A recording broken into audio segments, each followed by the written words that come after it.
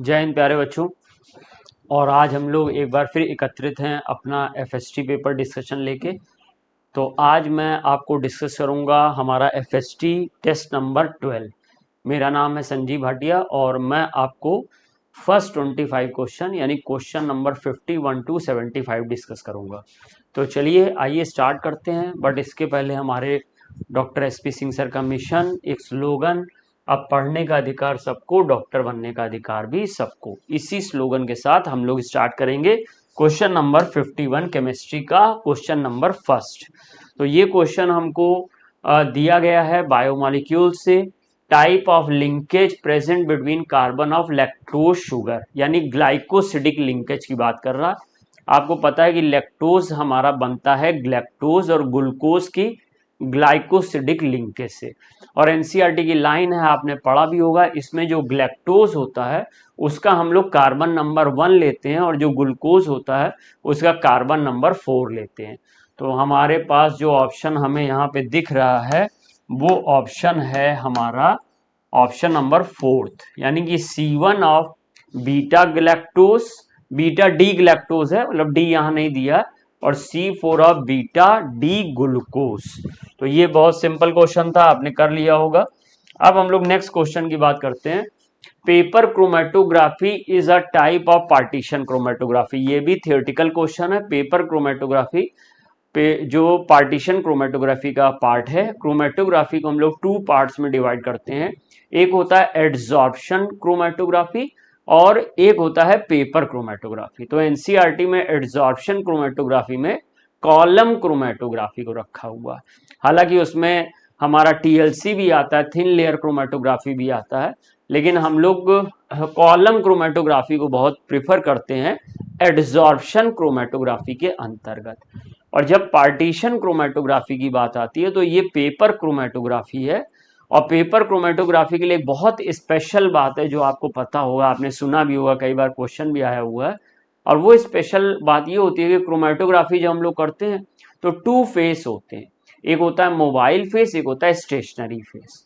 तो stationery face mostly solid होता है, मोबाइल फेस लिक्विड या गैसियस स्टेट में हो सकता है। लेकिन पेपर क्रोमेटोग्राफी की खास बात यह है कि इसमें स्टेशनरी फेस भी लिक्विड होता है और मोबाइल फेस भी लिक्विड होता है, दोनों लिक्विड। इसीलिए इसे कोई लिक्विड लिक्विड क्रोमेटोग्राफी भी कह देते हैं। स्टेशनरी फेस भी लिक्विड होता है एंड मोबाइल फेस भी लिक्विड होता है। तो first assertion paper chromatography is a type of partition chromatography, ये सही है। और moving phase is a liquid and stationary phase is a solid, ये बच्चा गलत हो गया, क्योंकि यहाँ पर जो स्टेशनरी फेस है वो भी लिक्विड होना चाहिए था। इस तरह से हमारा एसरेशन करेक्ट होगा और रीजन रॉन्ग होगा। तो assertion correct but R is not correct. तो मुझे यहाँ पर सेकंड ऑप्शन समझ में आ रहा है। जो लास्ट वाला था हमारा, उसमें हमारा 4th ऑप्शन था और यहाँ पर सेकंड ऑप्शन हमारा सही होगा। क्वेश्चन नंबर 3 के लिए आते हैं। Conjugate base of water. अब वाटर का कॉन्जुगेट बेस बनाना है तो दैट मीन्स वाटर किस तरीके से काम करेगा, एसिड की तरह से काम करेगा। और एसिड कौन होता है, जो प्रोटॉन लॉस करता है। तो आप वाटर से प्रोटॉन लॉस करा दीजिए। तो जब आप वाटर से प्रोटॉन लॉस कर देंगे तो OH माइनस आ जाएगा। इसका मीन्स ये है कि यहाँ वाटर एज ए एसिड काम कर रहा है और जो OH माइनस है वो कॉन्जुगेट बेस है। और मुझसे वो ये पूछ ही रहा कि कॉन्जुगेट बेस ऑफ वाटर क्या होगा, तो conjugate base of water OH minus होगा। थर्ड ऑप्शन करेक्ट होगा। क्वेश्चन नंबर 54 देखिए। एसिडिक स्ट्रेंथ कंपेयर करनी है हमको। बेंजोइक एसिड पे बहुत सारे फैक्टर्स लगे हुए हैं। इसके लिए जब भी मुझे ऐसा बेंजोइक एसिड का एसिडिक स्ट्रेंथ कंपेयर करने को आए तो एक बात याद रखिएगा कि सबसे पहली बात होती है, अगर बेंजोइक एसिड के ऑर्थो पोजीशन पे कोई ग्रुप है तो आप समझ लीजिए कि उसकी एसिडिक स्ट्रेंथ नॉर्मल से ज़्यादा होगी, या जितने भी डेरिवेटिव्स दिए होंगे उनसे ज़्यादा होगी। एमिनो वगैरह को छोड़ के कुछ एक्सेप्शंस भी हैं, लेकिन मोस्टली आपका एसिडिक स्ट्रेंथ ज़्यादा होगी। तो देखो यहाँ NO2 ग्रुप लगा हुआ है। अच्छा, इसमें चाहे वो -R वाला हो, चाहे +R वाला हो, चाहे वो आपका -I वाला हो, इससे कोई फर्क नहीं पड़ता। अगर ऑर्थो पोजीशन पे मोस्ट ऑफ द कंडीशन में कोई ग्रुप लगा हुआ है बेंजोइक एसिड में, तो बेंजोइक एसिड की एसिडिक स्ट्रेंथ को इंक्रीज करेगा, ये इंक्रीज करेगा। और अगर ऑर्थो पोजीशन पर कोई ग्रुप नहीं लगा है, मेटा या पैरा पे लगा, तो आपको ये ध्यान रखना है कि मेटा और पैरा पे जो इलेक्ट्रॉन विदड्रॉइंग ग्रुप होंगे, जैसे NO2 एक इलेक्ट्रॉन विदड्रॉइंग ग्रुप है, CN एक इलेक्ट्रॉन विदड्रॉइंग ग्रुप है, CHO एक इलेक्ट्रॉन विदड्रॉइंग ग्रुप है, तो एसिडिक स्ट्रेंथ इंक्रीज करेगी। लेकिन अगर इलेक्ट्रॉन डोनेटिंग ग्रुप होंगे, जैसे मिथाइल इलेक्ट्रॉन डोनेटिंग ग्रुप है, तो फिर समझ आना एसिडिक स्ट्रेंथ डिक्रीज होगी। अगर इलेक्ट्रॉन विदड्रॉइंग है तो एसिडिक स्ट्रेंथ इंक्रीज होगी। देखो ये NO2 है तो एसिडिक स्ट्रेंथ इंक्रीज होगी, ये भी NO2 है इलेक्ट्रॉन विदड्रॉइंग, तो एसिडिक स्ट्रेंथ इंक्रीज होगी। लेकिन अगर कोई इलेक्ट्रॉन डोनेटिंग या हाइपर कॉन्जुगेशन इफेक्ट क्रिएट करता तो एसिडिक स्ट्रेंथ डिक्रीज होगी। तो अभी मुझे ये तो पता चल गया कि फोर्थ वाले की एसिडिक स्ट्रेंथ सबसे कम होगी, क्योंकि उसमें CH3 है जो कि यहां रिंग के अंदर इलेक्ट्रॉन भेज रहा है, और इस तरह से ये इलेक्ट्रॉन जितना इसके पास आएगा H+ का जानना उतना मुश्किल होगा। और सबसे ज्यादा एसिडिक स्ट्रेंथ होगी फर्स्ट की। मुझे डिक्रीजिंग ऑर्डर लगाना है, तो डिक्रीजिंग ऑर्डर में पहले फर्स्ट रख लेता हूं और लास्ट में रख लेता हूं फोर्थ। तो अब पहले मैं ऑप्शन देखूंगा कि इसमें क्या कोई मेरा ऑप्शन मैच कर रहा है फर्स्ट और फोर्थ में। तो देखो फर्स्ट में भी ऐसा है और सेकंड में भी ऐसा है, यहाँ पे फोर्थ का सबसे ज्यादा है, यहाँ थर्ड का सबसे ज्यादा है, तो ऐसा सही नहीं है। अब मुझे सेकंड और थर्ड में कंपेयर करना है, तो सेकंड वाले में तो हमारा जो NO2 है वो इलेक्ट्रॉन विदड्रॉइंग इफेक्ट डाल रहा है, बट -I की वजह से इलेक्ट्रॉन विदड्रॉ कर रहा है। यहाँ पे R इफेक्ट या मीजोमेरिक इफेक्ट नहीं लग रहा, रेजोनेंस इफेक्ट भी नहीं लग रहा। लेकिन ये जो NO2 जो इलेक्ट्रॉन विदड्रॉ कर रहा है ये -R की वजह से विदड्रॉ कर रहा है। और ऑब्वियस बात है, आप सब जानते हैं कि रेजोनेंस इफेक्ट इंडक्टिव इफेक्ट से ज्यादा स्ट्रांग होता है, स्ट्रेंथ ज्यादा रखता है, इसलिए जो हमारा थर्ड है उसका प्रभाव ज्यादा होगा इन कंपैरिजन टू सेकंड। तो सेकंड नंबर पे यहाँ पे आ जाएगा थर्ड और इसके बाद आ जाएगा सेकंड। अब ये ऑप्शन कौन सा मेरा मैच कर रहा है मुझे देखना है, फर्स्ट के बाद थर्ड, थर्ड के बाद सेकंड, सेकंड के बाद फोर्थ, यानी कि सेकंड ऑप्शन मेरा यहाँ पे करेक्ट होगा। तो मैं सेकंड ऑप्शन यहां पर सही कर दे रहा हूं। तो इस तरह से 54 का मेरा सेकंड ऑप्शन करेक्ट हो गया। अब हम लोग बात करेंगे 55 पर। एक रिएक्शन दी हुई है जो सिंपली समझ में आ रहा है कि एल्कीन पर HBr का रिएक्शन है, एडिशन रिएक्शन होगी। अब ये एडिशन रिएक्शन की दो पॉसिबिलिटी हो सकती हैं, फ्री रेडिकल एडिशन भी हो सकता है, इलेक्ट्रोफिलिक एडिशन रिएक्शन भी हो सकता है। यानी कि अगर जैसे यहाँ पे केवल HBr है, यहाँ HBr के साथ H2O2 है, तो यहाँ पे जो प्रोडक्ट होगा वो मार्कोनिकॉफ रूल के अकॉर्डिंग होगा, और यहाँ पे जो प्रोडक्ट होगा वो एंटी मार्कोनिकॉफ रूल के अकॉर्डिंग होगा या खैराश इफेक्ट के अकॉर्डिंग होगा। तो जो ऊपर वाली रिएक्शन है उसमें जब हम लोग CH3CH डबल बॉन्ड CH2 पे HBr का रिएक्शन करेंगे तो मुझे 2 ब्रोमो प्रोपेन मिल जाएगा, CH3CHBr CH3, ये मुझे 2 ब्रोमो प्रोपेन मिल जाएगा। लेकिन अगर मैं नीचे वाली रिएक्शन करूंगा जिसमें कि CH3CH डबल बॉन्ड CH2 के साथ HBr की रिएक्शन होने जा रही है और मैंने पर ऑक्साइड यूज किया है, यानी कि यहां पर फ्री रेडिकल एडिशन रिएक्शन होगी, एंटी मार्कोनिकॉफ रूल लगेगा। यहां पर मार्कोनिकॉफ रूल लग रहा था, यहां पर एंटी मार्कोनिकॉफ रूल लगेगा। मार्कोनिकॉफ रूल ये कहता है कि अटैकिंग रीजेंट का जो एनायनिक पार्ट है वो डबल बॉन्ड के उस कार्बन पे अटैक करता है जिसपे कम H होते हैं। तो यहाँ पर एक H था डबल बॉन्ड में, इस पे अटैक किया। और खैराश इफेक्ट या एंटी मार्कोनिकॉफ रूल या पर ऑक्साइड इफेक्ट ये कहता है कि जो अटैकिंग रीजेंट है उसका निगेटिव पार्ट उस कार्बन पे अटैक करता है जिसपे ज्यादा H होते हैं। हालांकि ये फ्री रेडिकल मैकेनिज्म है, इसमें निगेटिव पार्ट वाली बात नहीं आएगी, लेकिन बोलने में ऐसा आप बोल समझ सकते हो। तो ये CH3CH2CH2Br बन जाएगा। अब इसका नाम आप बच्चों समझ ही रहे, इसका नाम 1 2 3, ये 1 ब्रोमोप्रोपेन है। क्या है बेटा? 1 ब्रोमोप्रोपेन। और अगर आप इसकी बात करें तो ये 2 ब्रोमोप्रोपेन है। और 1 ब्रोमोप्रोपेन और 2 ब्रोमोप्रोपेन एक दूसरे के कौन से आइसोमर्स होते हैं? आप कहेंगे गुरुजी ये तो पोजीशन आइसोमेरिज्म की बात हो रही है, तो बिल्कुल सही आपने पहचाना। यहां पर ये ए था हमारा और ये बी था, तो ए और बी में आपस में रिलेशन क्या है? पोजीशन आइसोमेरिज्म का। इसलिए ऑप्शन नंबर सेकंड सही होगा। क्वेश्चन नंबर 56 देखते हैं।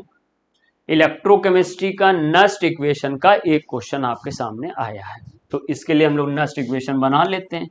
Nernst equation E equal to E not minus 0.0591 upon n log, और यहां पर हमारे पास आ जाएगा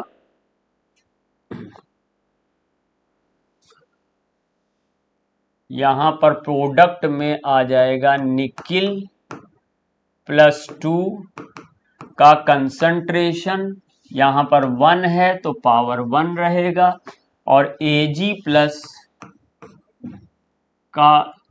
प्लस पावर 2 का कंसंट्रेशन। अब हम लोग इसमें क्या करेंगे, देखिए sir, E equal to E not का वैल्यू मुझे दिया गया है 1.05 रख दिया, 0.0591। देखो यहां पर 1 Ag प्लस का चार्ज 1 जीरो में न्यूट्रलाइज होता था, तो 1 Ag के लिए +1 का चेंज यानी 1 इलेक्ट्रॉन का गेन होता था, लेकिन 2 Ag हैं तो यहां 2 इलेक्ट्रॉन का गेन कर रहे हैं। निकिल 2 इलेक्ट्रॉन लॉस कर रहा है इस रिएक्शन में, और Ag प्लस 2 इलेक्ट्रॉन गेन कर रहा। ये n होता है टोटल लॉस्ट और गेन इलेक्ट्रॉन, यानी 2 हो जाएंगे। लॉग ले लीजिए, लॉग लेने के बाद आप Ni+2 की कॉन्सेंट्रेशन देखिए, ये 0.16 है। अब आप कहो तो हम इसको आसान करने के लिए 16 इंटू 10⁻⁻2 रख दे रहे हैं, कोई डाउट तो नहीं। 16 इंटू 10⁻⁻2 रख दिया, ये डिसिमल को यहां से यहां उठाए, यहां से यहां उठाए। जब राइट साइड पर जितने स्थान खिसकाते हो उतना ही 10⁻⁻ निगेटिव आ जाती है। एक स्थान खिसकाओगे तो 10⁻⁻1, 2 स्थान खिसकाओगे तो 10⁻⁻2। अब Ag प्लस का साथ देख लीजिए, 2 इंटू, अब इसको 2 इंटू में लिखो भाई, यहां पर 1 2 3 स्थान खिसका दो, 3 पोजीशन शिफ्ट कर दो, तो 2 इंटू 10⁻³ और 2 इंटू 10⁻³ क्योंकि पावर 2 है तो 2 बार लिख लिया। अब हम लोग ने इसमें क्या किया कि कट कर देते हैं, 2 2 जा 4 और 4 4 जा 16, तो ये हमारे पास log 4 इंटू 10⁻⁻2 आ गया। और ये 10⁻⁻6 है, ये ऊपर जाएगा तो 10⁻+6, सॉल्व करोगे तो 10⁻⁻4। और थोड़ा सा एक स्टेप ले लेते हैं, 1.0591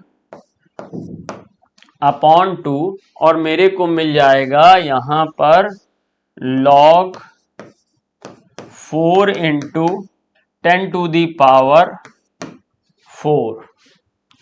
2 2 जा 4, 4 4 जा 16, और 10⁻⁻6 ऊपर गया +6, और ये log। अब इसको आपको सॉल्व करना है, उम्मीद है आप आराम से सॉल्व कर लेंगे इसको। तो अगर हम इसको प्लस कर दें तो ये log 4 का वैल्यू आ जाएगा, और log 4 का वैल्यू 0.6 आ जाएगा, और ये 4 हो जाएगा प्लस में, तो 4 को हम लोग 4.6 आ जाएगा। और तो सॉल्व करने पर देखिएगा, एक स्टेप और कहां बढ़ा लें, ऊपर कर लेते हैं, ये स्टेप कर लेते हैं, 1.05 माइनस 0.059, आप चाहें तो इसको 0.06 लेके 2 से डिवाइड भी कर सकते हैं, 0.03 बना सकते हैं, ऑप्शन दूर दूर है, मेरे ख्याल से कोई फर्क नहीं पड़ेगा। तो आप इसको 0.06 मान के 2 से डिवाइड कर लीजिए, 0.03 भी कर लीजिए, लेकिन एनसीईआरटी के अकॉर्डिंग इसको हम लोग लेते हैं और 0.06 में नहीं कन्वर्ट करते, 0.059 से करते हैं। तो ये हमारे पास आ जाएगा log 4 + 4 और log 4 इक्वल टू होगा 0.60 तो ये 4.6 आ जाएगा। 1.05 माइनस 0.59 2 इंटू 4.6 ये आ जाएगा 2.3। अब मैं लेता हूं कैलकुलेटर की मदद, तो ये 2.3 आ गया। तो कैलकुलेटर की मदद ले लेता हूं जिससे कि ऑप्शन कौन सा मैच हो रहा है।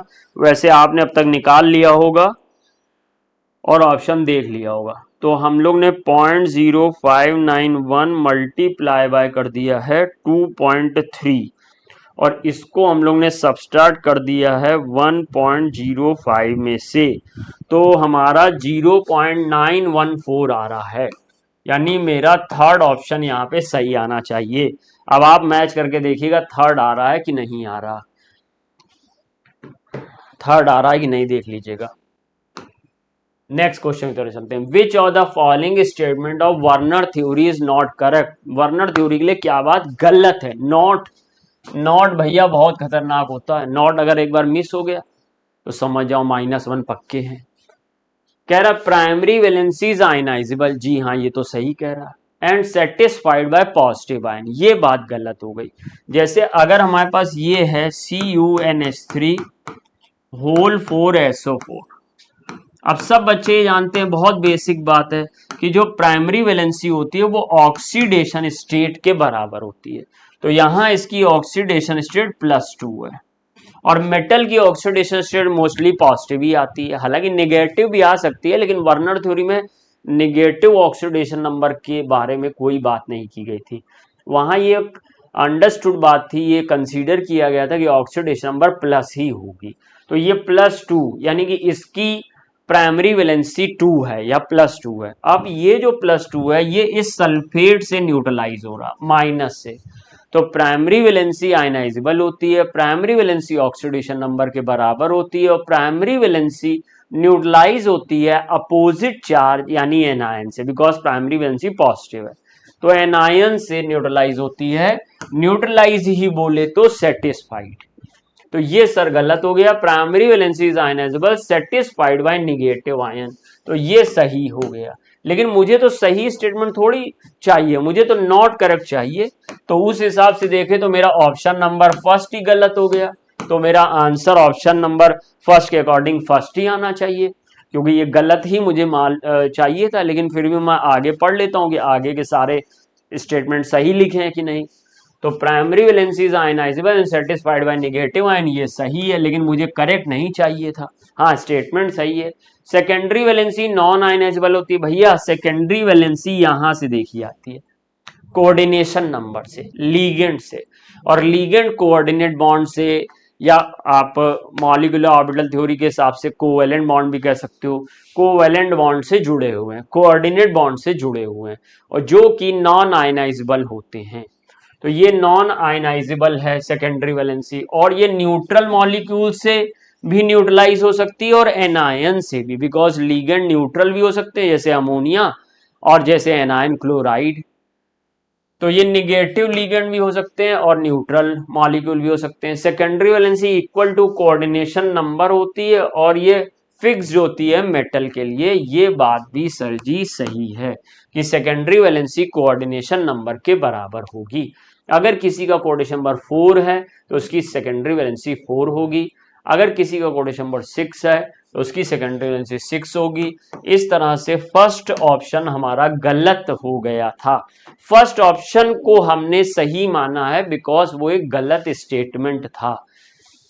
ये हमारे पास एक आ गया है कॉम्प्लेक्स Ma3B3। बच्चे लोग पूछेंगे सर ये Ma3B3 मीन्स क्या हुआ। M मीन्स हो गया मेटल, जैसे मान लो हमने कोबाल्ट मेटल ले ली। A3 कोई पहला लीगेंड, जैसे हमने मान लो NH3 होल थ्राइस ले लिया। और बी मतलब दूसरा लिगेंड। मान लो हमने Cl3 ले लिया, तो जो इस तरह का कॉम्प्लेक्स होता है उसको Ma3B3 कहते हैं।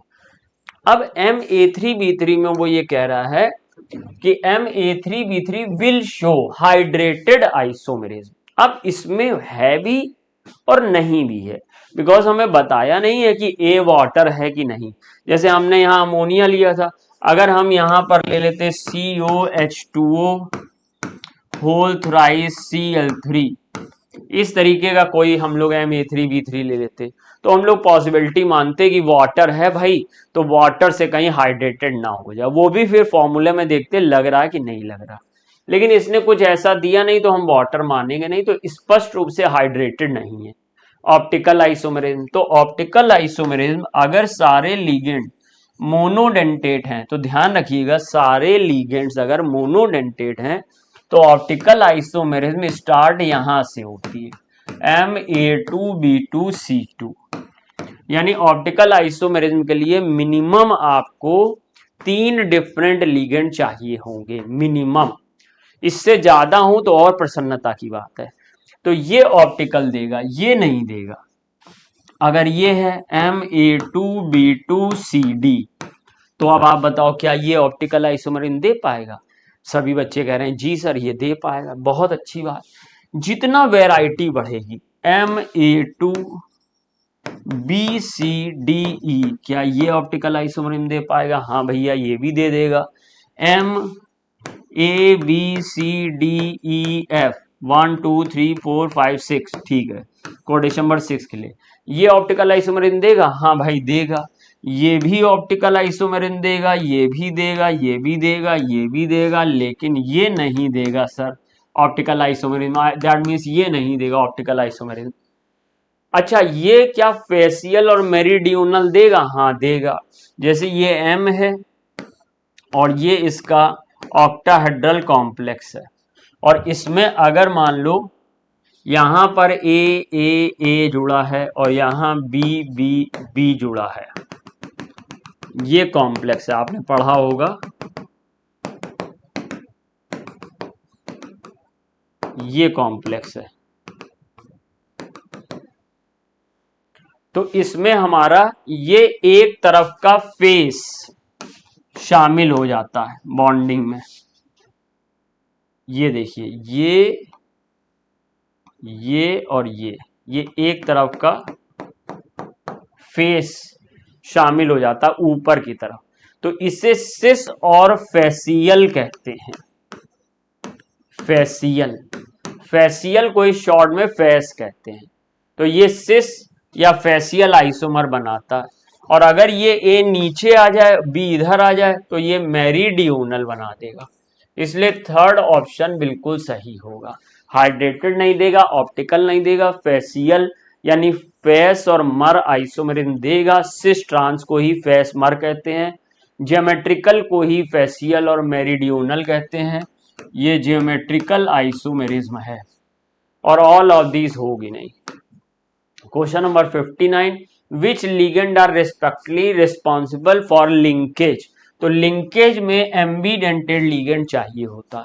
माने जाने एम्बीडेंटेड लिगेंड में आपने पढ़ा है CN होगा और NC होगा, NO2 होगा और ये O डोनर होगा, यहां पर N डोनर होगा और यहाँ पे O डोनर होगा। ये लिंकेज आइसोमेरिज्म शो करते हैं। या फिर SCN होगा और या फिर NCS होगा। ये एम्बीडेंटेड लिगेंड है, ये लोग लिंकेज आइसोमेरिज्म शो करते हैं। तो इसमें ढूंढो भाई, OH पहले दिया, पहले लिंकेज वाला चाहिए। इन तीन में कौन है? वाटर नहीं है, OH नहीं है, NO2 है, तो यहीं से ऑप्शन नंबर 3 चेक हो गया। और दूसरा कह रहा हाइड्रेटेड, हाइड्रेटेड में तो भाई साहब वाटर की नीड होती है, तो वाटर चाहिए, तो इसलिए वाटर वाला ये केस लिंकेज और हाइड्रेटेड आइसोमेरिज्म, यानी कि NO2 लिंकेज आइसोमेरिज्म देगा और वाटर हाइड्रेटेड आइसोमेरिज्म देगा एज ए लीगेंड। एक हमारे पास कन्वर्जन आ गया, चलिए बनाते कन्वर्जन। दिया हुआ है CH3CH2NH2 और इसकी रिएक्शन NaNO2 और HCl से कराई। 0 डिग्री सेल्सियस में। तो ये NaNO2 और HCl डाई एजोटाइजेशन के लिए यूज होता है। NaNO2 और HCl रिएक्शन करके HNO2 बनाएगा और ये HNO2 रिएक्शन करके यहाँ बेंजीन डाइएजोनियम सॉल्ट बनाएगा। तो यहाँ पे बन जाएगा CH3 CH2 और नहीं, यहाँ पर HNO2 के साथ अल्कोहल बन जाएगा। अगर यही रिएक्शन हमारी यहाँ फेनिल ग्रुप होता तो बेंजीन डाइजोनियम क्लोराइड बनता। यहाँ पर तो हम लोग इसको ऐसे तरीका है हमारा समझने का, ये HNO2 यहाँ से हटा देते हैं और HNO2 जो बनेगा उसको ऐसे लिख लेते हैं N डबल बॉन्ड OH और इसको ऐसे यहां से कट कर देंगे और इसको यहां से कट कर देंगे। तो इसमें देखो CH3 CH2 के साथ OH आ जाएगा, साथ में क्या बन जाएगा, साथ में N2 निकल जाएगा और साथ में वाटर निकल जाएगा। अब ये जो हमारा अल्कोहल बना सर ये A है। अब अल्कोहल को आप कॉपर 300 डिग्री सेल्सियस पे हीट करेंगे तो कॉपर 300 डिग्री सेल्सियस पे हीट करने पर डिहाइड्रोजनेशन होगा। ध्यान रखिएगा, डिहाइड्रेशन नहीं, डिहाइड्रोजनेशन, H2 निकल जाएगा, एक H यहां से और एक H यहां से। तो मुझे यहां पे मिल जाएगा CH3 CHO, ये मेरा B है। B मेरा एक एसिटल्डिहाइड है, एक एल्डिहाइड है जिसका नाम एसिटल्डिहाइड। अब इसको हम लोग रेड फास्फोरस और HI के साथ हीट करेंगे। अगर आपने हाइड्रोकार्बन चैप्टर पढ़ा है तो आपने ये बात पढ़ी है कि जो रेड फास्फोरस और HI होता है इसमें HI बहुत अनस्टेबल होता है और बहुत जल्दी नेसेंट हाइड्रोजन और आयोडीन में टूट जाता है और वो nascent hydrogen for reduction use होती है। बट क्योंकि ये रिवर्सिबल रिएक्शन है तो आयोडीन और नेसेंट हाइड्रोजन वापस HI बना सकता है। तो हम लोग रेड फास्फोरस डाल देते हैं, ये रेड फास्फोरस आयोडीन से रिएक्ट कर लेगा, PI3 बना देगा और मेरे को नेसेंट H मिल जाएगा। वो नेसेंट H एक स्ट्रॉन्ग रिड्यूसिंग एजेंट होता है, एटॉमिक फॉर्म में होता है, एक्टिविटी ज्यादा होती है और वो एल्किल हैलाइड हो, एल्कोहल हो, एल्डिहाइड हो, कीटोन हो, कार्बोक्सिलिक एसिड हो, ईस्टर हो, कुछ भी हो, सबको रिड्यूस करके एल्कीन बना देता है।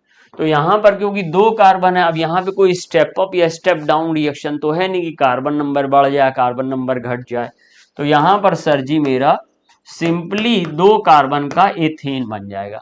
बिकॉज यहां पर जैसे मैंने बताया चाहे एल्किल हैलाइड हो, चाहे एल्कोहल हो, चाहे एल्डिहाइड हो, चाहे कीटोन हो, कार्बोक्सिलिक एसिड हो, ईस्टर हो, रेड फास्फोरस HI आपको एल्केन तक ले जाके छोड़ता है, एथेन तक ले जाके छोड़ता है। तो मुझे लगता है यहाँ पे सेकेंड ऑप्शन के साथ हमें जाना चाहिए। क्वेश्चन नंबर 60 का हम लोग सेकेंड ऑप्शन करेंगे।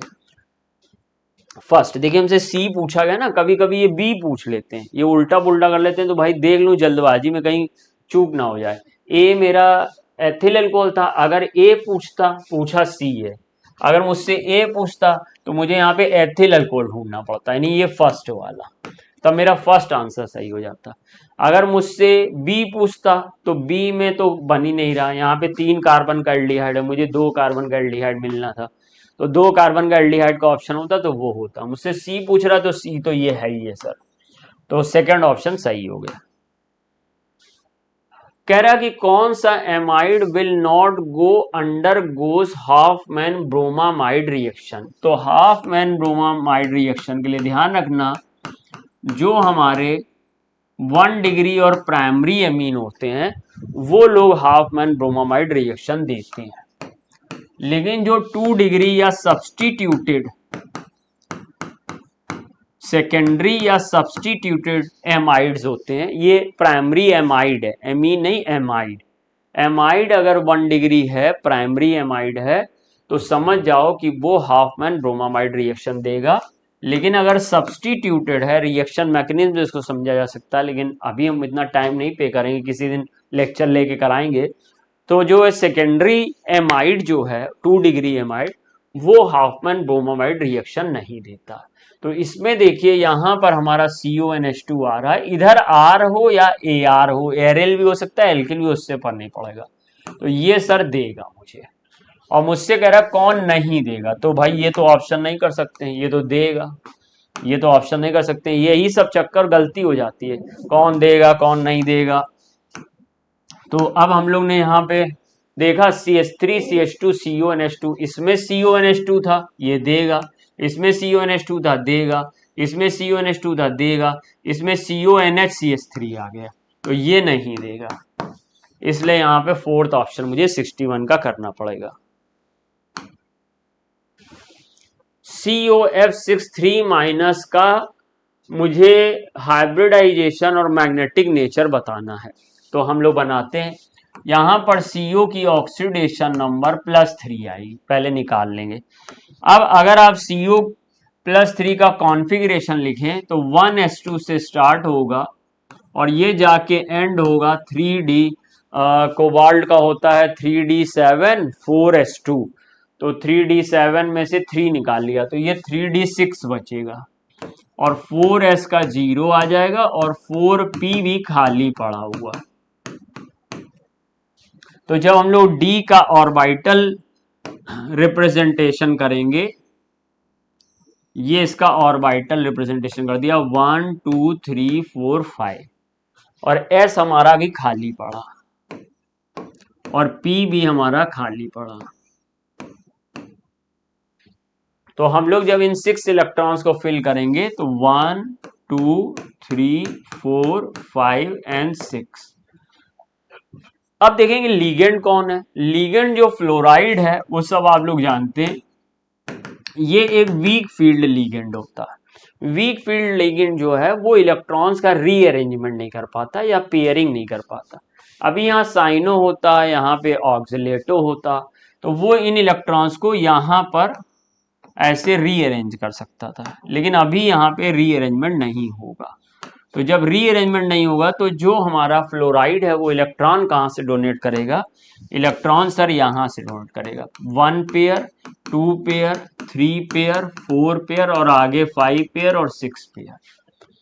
इस तरीके से जहां जहां इलेक्ट्रॉन डोनेट किए गए उसमें s ऑर्बिटल शामिल थी, 3 p ऑर्बिटल शामिल थी और इसके बाद की 2 d ऑर्बिटल शामिल थी। इसलिए जो हाइब्रिडाइजेशन है वो sp3d2 हो गया और इसके पास अनपेयर्ड इलेक्ट्रॉन 4 थे। अब क्योंकि 4 अनपेयर्ड इलेक्ट्रॉन है, 4 unpaired electron present in this complex, so it show paramagnetic behaviour not a diamagnetic. तो यहां पर sp3d2 और डायामैग्नेटिक है पहला ऑप्शन, ये तो सही नहीं होगा, पैरामैग्नेटिक है, लिख भी दे रहा हूं पैरा। d2 sp3 होगा नहीं, sp3d2 एंड पैरा, तो थर्ड ऑप्शन 62 का होना चाहिए, आपने मैच किया होगा आंसर लिस्ट से। एक कन्वर्जन फिर हमारे सामने आया, ये हमारा हेलो एल्केन का कन्वर्जन है, बहुत सिंपल कन्वर्जन है, आप आराम से इसको कर सकते हैं। तो देखिए ये क्या कन्वर्जन है,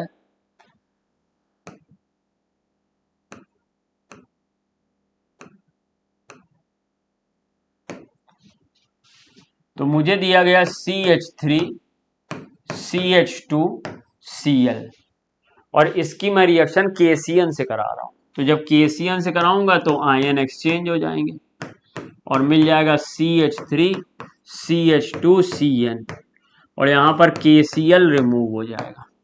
CH3 CH2 Cn हमारा A है, ये हमारा सर कौन है, ये है हमारा A और मुझे आगे SnCl2 और HCl के साथ जाना है और वो भी 2 स्टेप में।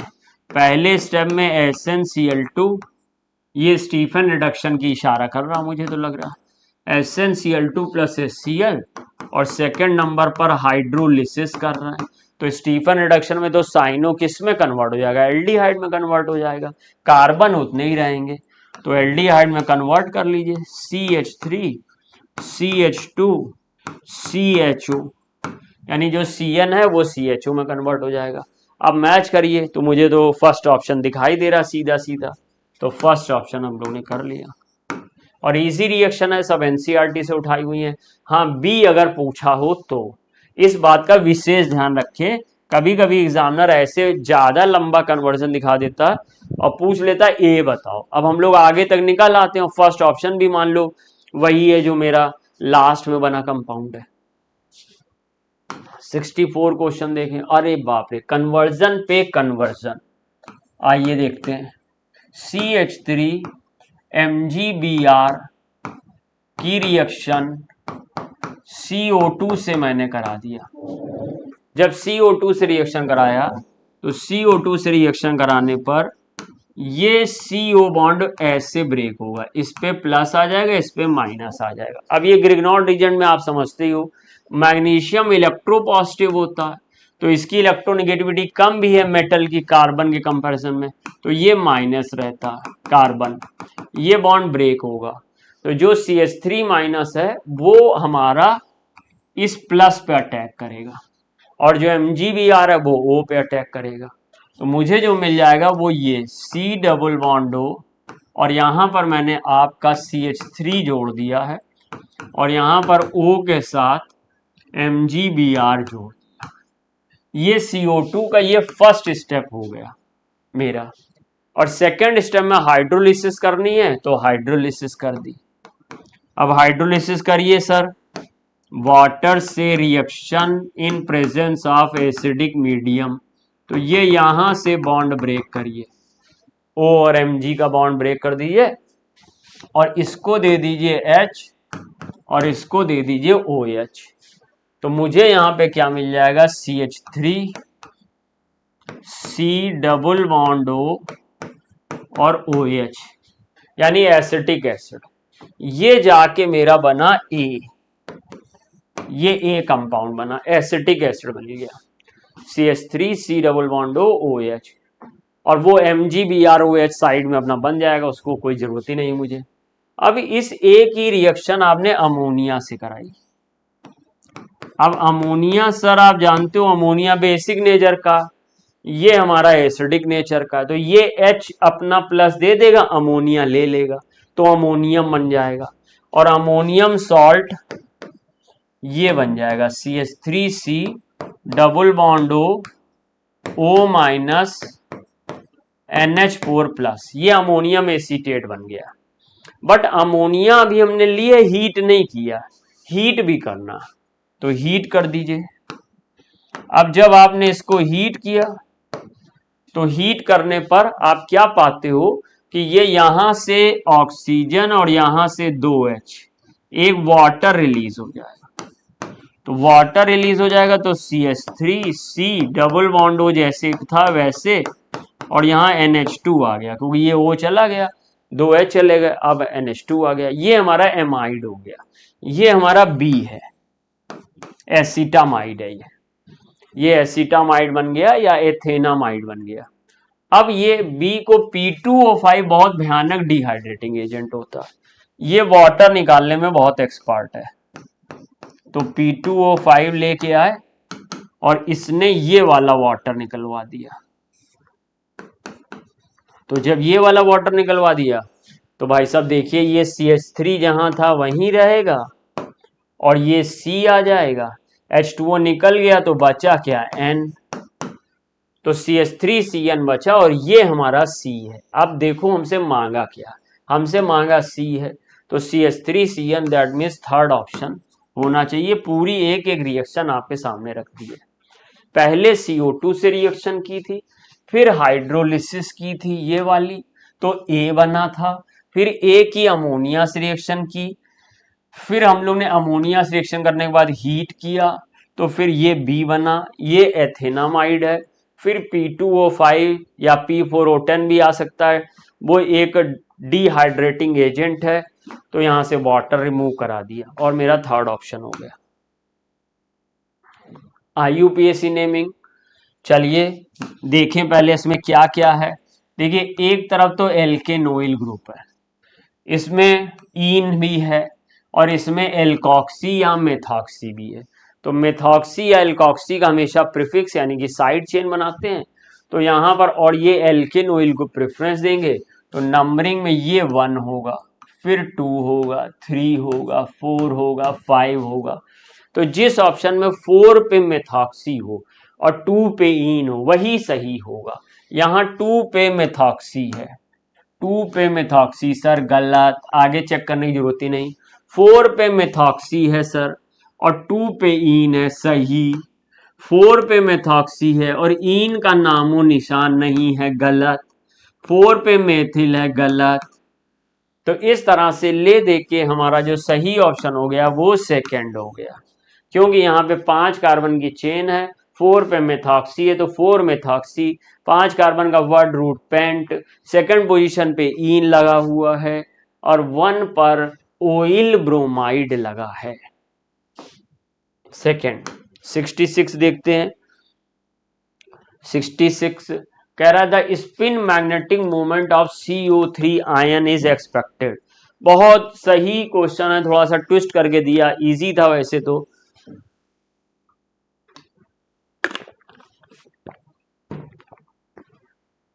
इजी था। कोबाल्ट का एटॉमिक नंबर 27 होता।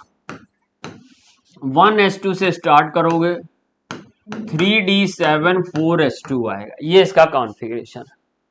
कोबाल्ट 3+ के पास अगर जाएंगे आप तो आपको 3 इलेक्ट्रॉन निकालने, पहले आउटर मोस्ट शेल से इलेक्ट्रॉन निकालने, s से निकालोगे 2 हैं, 2 ही निकाल दो, एक d से निकाल दो, d6 आएगा। कई लोग तो डायरेक्ट भी लिख देते होंगे कॉन्फ़िगरेशन, मैं ये डिनाई नहीं कर रहा हूं, आप डायरेक्ट नहीं लिख सकते हैं, लेकिन अब क्योंकि मैं यहाँ पे डिस्कस कर रहा हूं तो सभी प्रकार की जनता, इसलिए 2 सेकंड अगर बात ज्यादा कह देंगे तो कोई नुकसान नहीं है इसमें। तो ये 3d6 आ गया।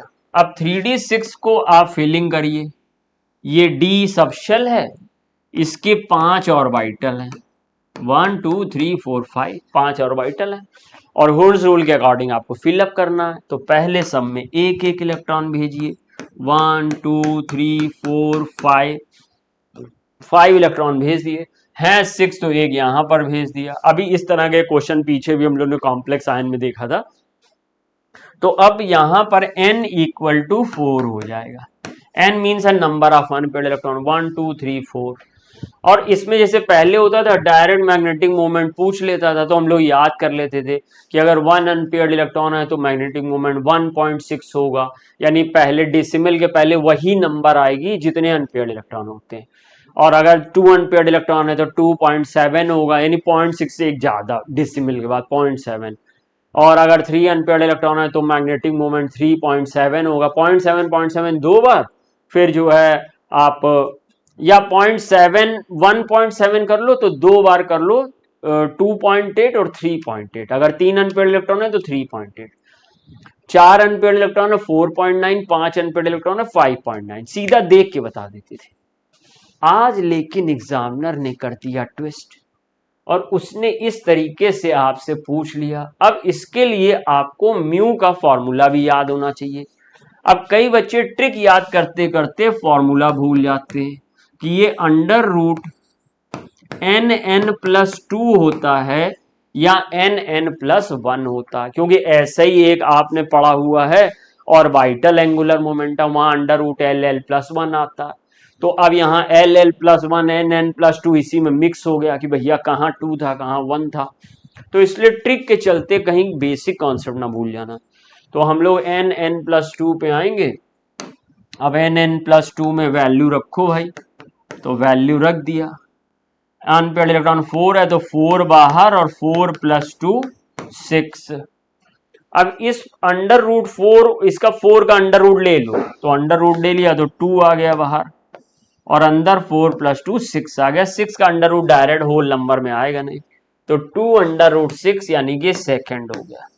हम समझते हैं आपके पास एग्जामिनेशन प्रेशर में अब इतनी जल्दी आइडिया हो सकता है कुछ बच्चे ना लगा पा रहे हो कि क्या होना चाहिए था यहाँ पर, लेकिन आपको बहुत धैर्यपूर्वक इस तरीके से काम करना होगा। 67 बहुत पुराना क्वेश्चन है पी ब्लॉक का। थर्ड ए ग्रुप में boron, aluminium, gallium, indium, thallium में या पी ब्लॉक में जो मेन ऑक्सीडेशन नंबर होती है वो ग्रुप नंबर के बराबर होती है। थर्ड ए का है तो +3, फोर्थ ए का है तो +4, फिफ्थ ए का है, फिफ्थ ए का जैसे नाइट्रोजन, फॉस्फोरस, आर्सेनिक तो +5। बट जैसे जैसे पी ब्लॉक में नीचे की तरफ जाते हैं इनर्ट पेयर इफेक्ट आ जाता है, जिसकी वजह से जो ग्रुप नंबर के बराबर ऑक्सीडेशन नंबर है उससे 2 कम ऑक्सीडेशन नंबर की स्टेबिलिटी नीचे जाने पर बढ़ती जाती है। तो ग्रुप नंबर के बराबर की ऑक्सीडेशन नंबर ऊपर वाले मेंबर में होती है। जैसे Al का थर्ड ग्रुप का है तो +3 स्टेबल होगा और गैलियम का कम होगा, इंडियम का और कम होगा और थैलियम का +3 सबसे कम होगा। नीचे जाने पर इनर्ट पेयर इफेक्ट की वजह से ग्रुप नंबर से 2 कम, क्योंकि ये थर्ड ग्रुप के हैं तो ये ग्रुप नंबर +3 था, 2 कम यानी कि 1। अब Al+1, Ga+1, In+1, Tl+1, सबसे ज्यादा स्टेबिलिटी Tl+1 की होगी और ये +1 की ही स्टेबिलिटी का इंक्रीजिंग ऑर्डर मांग रहे हैं। अच्छा, कई बार ऐसा भी हो जाता, मांग इंक्रीजिंग ला दिया डिक्रीजिंग है, आदमी घबरा गया, उसने जल्दी से ऐसे कर दिया।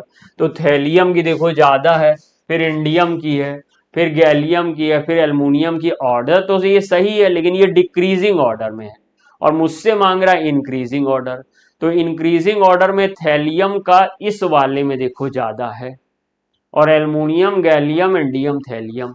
अब जैसे किसी बच्चे ने स्टार्टिंग में ही ये डिक्रीजिंग निकाला और उसने ये इंक्रीजिंग पढ़ा नहीं और डिक्रीजिंग के अकॉर्डिंग चला गया, तो उसको लगेगा कि मेरा फर्स्ट वाला सही हो गया, बट वो डिक्रीजिंग था। सही ये भी है, thallium, indium, gallium, aluminium. Aluminium की +1 सबसे कम, उससे ज्यादा गैलियम, उससे ज्यादा इंडियम, उससे ज्यादा, लेकिन हमको मांगा इंक्रीजिंग तो इसलिए हमारा थर्ड होना चाहिए। ये बहुत अच्छा क्वेश्चन है और आपको इसकी ट्रिक पता ही होगी, मैं यहाँ पे आपको दिखा देता हूँ, जिनको नहीं पता वो सीख लेंगे। और इसकी ट्रिक ये होती है कि अगर एसोसिएशन हो रहा है, अगर एसोसिएशन हो रहा है, 2 लोग मिलकर एक हो रहे हैं। यहाँ पर देखिए बेसिकली ये रिएक्शन में यहाँ पर ये हाफ नहीं था, यहाँ पर 2 होना चाहिए था। 2 लोग मिल के यहाँ C6H5OH डायमराइज हो रहे हैं हाइड्रोजन बॉन्डिंग की वजह से, इसको एसोसिएशन बोलते हैं। तो इसको यहाँ पर 2 होना चाहिए था, लेकिन इसको ऐसे करने के बाद 2 से डिवाइड कर दिया गया, तो यहाँ हाफ कर लिया गया। तो ये तो रिएक्शन को इस तरह इस फॉर्मेट में लिख दिया गया, इस फॉर्मेट में रिएक्शन को लिख दिया गया, बट है ये डाइमराइजेशन या फिर एसोसिएशन। तो जब एसोसिएशन होता है तो हमारा जो बॉन्ड ऑफ फैक्टर आई होता है वो 1 से कम आता है। डिसोसिएशन हो, जैसे NaCl है तो Na+Cl- में टूट रहा है, जैसे CH3COH है CH3CO- H+ में टूट रहा है। डिसोसिएशन हो तो हमारा I 1 से ज्यादा आता है, 1 में प्लस करना पड़ता है। एसोसिएशन हो तो 1 से कम आता है और ये 1 - n-1 अपॉन n अल्फा के बराबर ये फॉर्मूला लगता है फॉर एसोसिएशन, जब 2 लोग मिलकर एक हो जाए। अल्फा मुझे जब परसेंटेज में दी होती है तो मुझे उसको 100 से डिवाइड करके निकालना पड़ता है। डिग्री ऑफ एसोसिएशन, देखो एसोसिएशन लिखा भी है, तो ये मुझे अल्फा 100 से डिवाइड करना पड़ेगा। n क्या है? n डिग्री ऑफ एसोसिएशन है या पॉलीमराइजेशन है या डायमराइजेशन, जो भी समझ लो। तो इसलिए I = 1 - 2 - 1 अपॉन 2 इंटू 0.6, यहां से 0.6 आ जाए तो ये 0.6 को हम लोग क्या करें, यहां से कट कर दें, 0.3 बना लें, ये 2 1 आ गया तो ये आ जाएगा 1 - 0.3 यानी कि 0.7। कोई ऑप्शन देखो मैच कर रहा क्या? फोर्थ वाला मैच कर रहा, तो 68 का फोर्थ ऑप्शन सही हो जाएगा। 69 देखिए, कन्वर्जन कन्वर्जन कन्वर्जन। चलिए बनाते हैं। देखिए एक एनलीन का आ ही गया, यानी डायजोटाइजेशन वाला याद कर रहे थे भी, वही आ गया, तो बहुत बढ़िया। डायजोटेशन वाला बनाते हैं, C6H5NH2। अब इसकी रिएक्शन NaNO2 और HCl से की।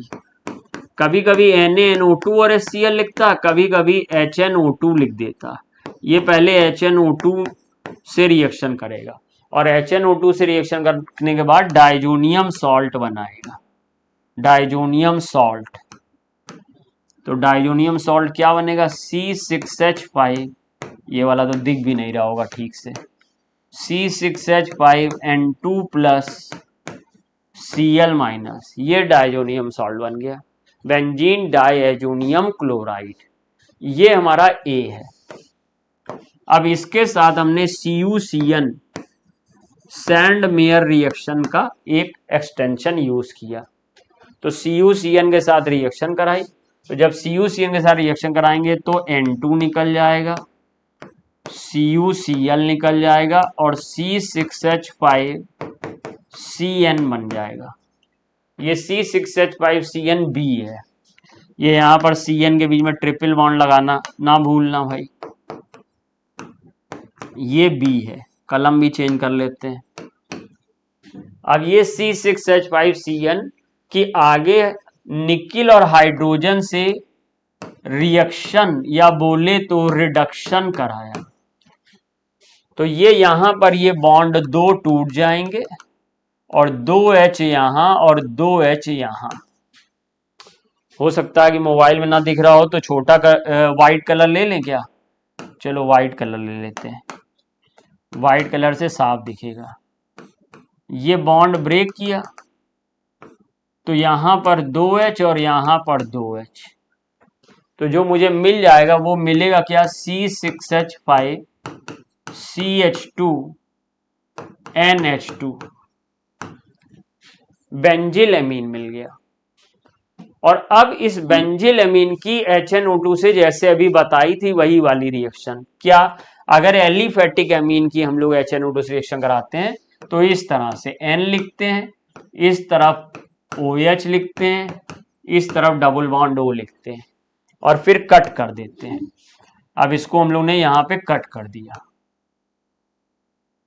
ये कट कर दिया और इससे मुझे मिल जाएगा C6H5CH2OH यानी बेंजिल एल्कोहल, और N2 मिल जाएगा और O2 मिल जाएगा। ये हमारा भाई साहब D है, ये D है।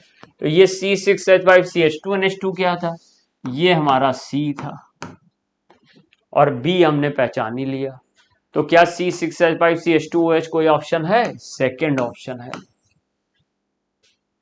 देखिए 69 का सेकंड, 70 क्वेश्चन देख लीजिए।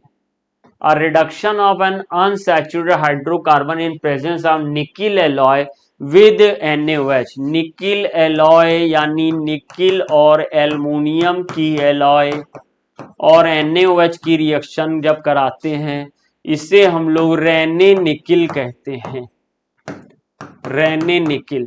और रेने निकिल की प्रेजेंस में हाइड्रोजनेशन होता है जब अनसैचुरेटेड हाइड्रोकार्बन का, तो सैचुरेटेड हाइड्रोकार्बन यानी एल्केन बनते हैं। इसी रिएक्शन को सबातेर सैंडरसन रिएक्शन भी कहते हैं। अगर हम लोग प्योर निकिल और 250 से 350 डिग्री सेल्सियस का टेम्परेचर ले लें तो हमको एल्कीन एल्काइन से मिल जाएगा एल्केन या saturated hydrocarbon. First order reaction दी गई है और दो हमको टाइम पीरियड दिए गए और उनका रिलेशन निकालना है। एक तो दिया गया है T99% बराबर T50%, ये तो सवाल ही नहीं पैदा होता, और T99% equal to 2T of 50%, ये भी कोई मतलब नहीं है। चेक कर लेंगे, 99 और 90 दो जगह दिया है, तो 99 और 90 को चेक कर लेते हैं। जैसा कि आपने फॉर्मूला पढ़ा फर्स्ट ऑर्डर के लिए, K इक्वल टू होता है 2.303 T लॉग और रिएक्टेंट की initial concentration R0 upon balance concentration यानी R। कुछ लोग इसी को A और A माइनस एक्स के रूप में पढ़ते हैं। अब A इनिशियल कंसंट्रेशन है, A इनिशियल और X जो डिकम्पोज कंसंट्रेशन है वो है। अब A में से डिकम्पोज निकाल दो तो बची हुई R आ जाएगी। जो तुमने पढ़ा हो उस हिसाब से आप करो। तो हम लोग दो इक्वेशन बनाएंगे, एक बार ये T रखेंगे 99%, एक बार रखेंगे 90%। अच्छा K कांस्टेंट है तो दोनों इक्वेशन का K सेम है तो दोनों को बराबर कर लेंगे। तो देखिए क्या करने जा रहे हैं इसमें, हमने इसमें ऐसे इस क्वेश्चन को सॉल्व करने के लिए दो पार्ट किए। एक जगह लिखा 2.303 अपॉन ये जो टी था इसको यहाँ पे स्मॉल टी दिया तो स्मॉल टी लिख लिया 99%। 99% मीन्स 99% रिएक्शन चल चुकी है। लॉग, अब क्योंकि परसेंटेज का खेल चल रहा है तो हमने ये माना कि ये जो इनिशियल R0 है, इनिशियल रिएक्टेंट का कंसंट्रेशन एक्टिव मास है, ये 100 मोल पर लीटर है। 99% का मीन्स है 99% रिएक्शन चल चुकी है, 99% रिएक्टेंट खर्च हो चुका है, तो बचा कितना 1%। तो यहां पर या तो 100 माइनस 99 करें, ये 100 ये 99, या सीधा सीधा 1 लिख दें। 100 में से 99 जा चुका है और इसमें बराबर कर दो क्योंकि के सेम होगा 2.303। अब की बार टी 90% निकालते हैं और इसी तरह से आप फर्स्ट ऑप्शन को चेक कर सकते हैं, सेकंड को, थर्ड को, सबको चेक कर सकते हैं। तो मैं एक ऑप्शन, दो जगह 99 90 था तो इसी को उठा लिया और वो ऑब्वियस है कि जब दो जगह तो इसी में से एक आंसर मिल जाना चाहिए। और लॉग फिर से हमने यहां पर 100 लिया और अब यहाँ पे 90% बोल रहा है, इसका मीन्स है 90% रिएक्शन चल चुकी है, बची 10% है। 100 माइनस 90 यानी ये 10 बचा है यहाँ पर। 100 माइनस 90, ये जो 99 था ये हमारा 100 माइनस 99 से 1 आया था और ये जो 90 था ये 100 माइनस 90 से 10 आया था। अब सॉल्व करना शुरू करिए। 2.303 से 2.303 को कैंसिल कर दीजिए। अब ये log 100 की बात आप देखें तो log 100 इक्वल टू 2 होता है, तो यहाँ 2 अपॉन टी 99% आ जाएगा। अब ये यहां पर क्या हुआ, ये 0 0 कैंसिल होगा, log 10 बराबर 1 होता है, तो 1t 90%। अच्छा, इसकी ट्रिक भी आती है कि इतने हाफ लाइफ है तो इतना होगा, लेकिन हम आपको यहाँ पर कॉन्सेप्ट दे रहे हैं, ट्रिक नहीं दे रहे हैं। तो डायरेक्ट भी आप निकाल सकते हो, लेकिन हमने आपको कॉन्सेप्ट सिखा दिया कि कैसे करना है। तो t 99% equal to 2 into t 90% आ जाएगा। इस तरह से फोर्थ ऑप्शन के साथ हम लोग जाना पसंद करेंगे।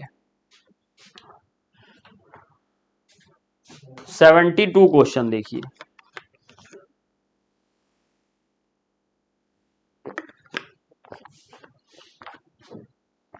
क्वेश्चन, NH3 और NF3 दोनों पिरामिडल है। ये N है, 3H है, एक लोन पेयर है तो पिरामिडल शेप बनेगी। ये N है, 3F है, एक लोन पेयर है, पिरामिडल शेप बनेगी। तो सही है, ये स्टेटमेंट सही है। पिरामिडल शेप, ऐसे ट्रायगोनल पिरामिडल आपने पढ़ा भी है। Resultant dipole moment of NH3 is greater than that of NF3, ये भी सही है और ये क्वेश्चन भी कई बार पूछा गया। क्यों ऐसा होता है? N और H में N ज्यादा इलेक्ट्रोनेगेटिव है तो इसका एक वेक्टर μ1, इसका वेक्टर μ2, ये म्यू लोन पेयर वेक्टर है और ये μ3 है। सारे वेक्टर एक ही डायरेक्शन में, क्योंकि अमोनिया में बॉन्ड मूवमेंट और लोन पेयर मूवमेंट यानी कि bond dipole and atomic dipole ये एक डायरेक्शन में होते हैं। तो एक डायरेक्शन में जो काम करोगे वो जुड़ जाएगा और पावर बढ़ जाएगी। NF3 में F ज्यादा इलेक्ट्रोनेगेटिव है और डायपोल की डायरेक्शन आपको पता है +2 माइनस केमिस्ट्री में लेते हैं। तो ये हमारा प्लस था और ये माइनस था। ये μ1 है, ये μ2 है, ये μ3 है और म्यू लोन पेयर अपोजिट है। तो जो इन तीन डायपोल मोमेंट का रिजल्टेंट होगा वो लोन पेयर के रिजल्टेंट के अपोजिट होने की वजह से सब्सट्रैक्ट हो जाएगा। इसलिए हमारा जो NF3 है इसकी पावर कम हो जाएगी और NH3 की पावर ज्यादा रहेगी। ये स्टेटमेंट सर सही है, स्टेटमेंट फर्स्ट भी सही है, स्टेटमेंट सेकंड भी सही है, इसलिए मुझे फोर्थ ऑप्शन के साथ जाना चाहिए। तो 72 का हम लोग फोर्थ करेंगे। 73 कन्वर्जन बहुत बार हो चुका है एल्कोहलिक KOH में डीहाइड्रोहेलोजिनेशन होता है, तो इसलिए CH2 डबल बॉन्ड CH2 आ जाएगी। जो बेयर्स रीजेंट होता है उस बेयर रीजेंट में हमको KMnO4 वाटर यानी कोल्ड 1% अल्कलाइन KMnO4 लिया जाता है। ये हमें नेसेंट ऑक्सीजन देता है और ये नेसेंट ऑक्सीजन वाटर के साथ मिलकर H2O2 बन जाता है, या इसको ऐसे कह दें ये बन जाता है HOHO, और ये जाके यहां पर अटैक करता है। यहां से एक बॉन्ड टूट जाता है, यहां से एक बॉन्ड टूट जाता है, तो मुझे यहां पे ग्लाइकॉल मिल जाता है CH2OH CH2OH। इसको चाहो तो CH2OH होल ट्वाइस भी लिख सकते हो। तो ये CH2OH होल ट्वाइस मेरा फर्स्ट है, ये मेरा B है। तो देखिए आप समझ गए होंगे। 74 क्वेश्चन देखिए क्या कह रहा है। 74 क्वेश्चन मुझसे कह रहा है which colligative property is best used in the determination of molar mass of solute. Molecular weight अगर सॉल्यूट का निकालना है, इन चारों से आप निकाल सकते हो। सबके पास आपके पास ऐसे कॉलिगेटिव प्रॉपर्टी का फॉर्मूला है जिससे आप मोलर मास निकाल सकते हो। जैसे अगर डिप्रेशन इन फ्रीजिंग पॉइंट देखें तो डेल्टा TF फ्रीजिंग पॉइंट मतलब delta TF equal to 1000 into KF into weight of solute upon molecular weight of solute और अपॉन वेट ऑफ सॉल्वेंट। अगर आपको वेट ऑफ सॉल्वेंट पता है, अगर आपको वेट ऑफ सॉल्यूट पता है, अगर आपको यहां पर मोलर डिप्रेशन कांस्टेंट पता है, और अगर आपको डिप्रेशन इन फ्रीजिंग पॉइंट पता है, तो आप मॉलिक्यूलर वेट निकाल सकते हो। ऐसे ही आपको relative lowering in vapour pressure का भी फॉर्मूला पता है, मोलर मास निकालने वाला। एलिवेशन इन बॉइलिंग पॉइंट का भी पता है, ऑस्मोटिक प्रेशर का भी पता है। लेकिन ये एक थियोरटिकल बात है कि ऑस्मोटिक प्रेशर बेस्ट मेथड है, इसमें बहुत कम खर्चे में जल्दी रिजल्ट आ जाता है। तो अगर हमें मॉलिक्यूलर वेट निकालना है, वो भी खास तौर पे पॉलीमर्स का, प्रोटीन्स का, एमिनो एसिड का, तो ऑस्मोटिक प्रेशर से अच्छी तकनीक नहीं है। 75 में which of the following compound on treatment with LiLH4 will give a product that will give a positive iodoform test. तो पॉजिटिव आइडोफॉर्म टेस्ट के लिए आपने पढ़ा है, अगर किसी कंपाउंड में CH3COG, G एक ग्रुप है जो H हो सकता है, जो आपका इसके अलावा CH3 हो सकता है, एल्काइल ग्रुप हो सकता है, C6H5 हो सकता है, कुछ भी हो सकता है, जी एल्किल ग्रुप भी हो सकता है, हाइड्रोजन भी हो सकता है, एरिल ग्रुप भी हो सकता है। लेकिन अगर किसी कंपाउंड में CH3CO ग्रुप प्रेजेंट है तो वो आइडोफॉर्म टेस्ट देगा। या अगर कोई कंपाउंड है और वो CH3CO ग्रुप तो नहीं रखता है, लेकिन ऑक्सीडाइज होके वो CH3CO में कन्वर्ट हो जाएगा, यानी कि CH3COH ग्रुप रखता है, तो वो भी हमको पॉजिटिव आइडोफॉर्म टेस्ट देता है, यानी येलो कलर का प्रेसिपिटेशन आएगा आइडोफॉर्म का।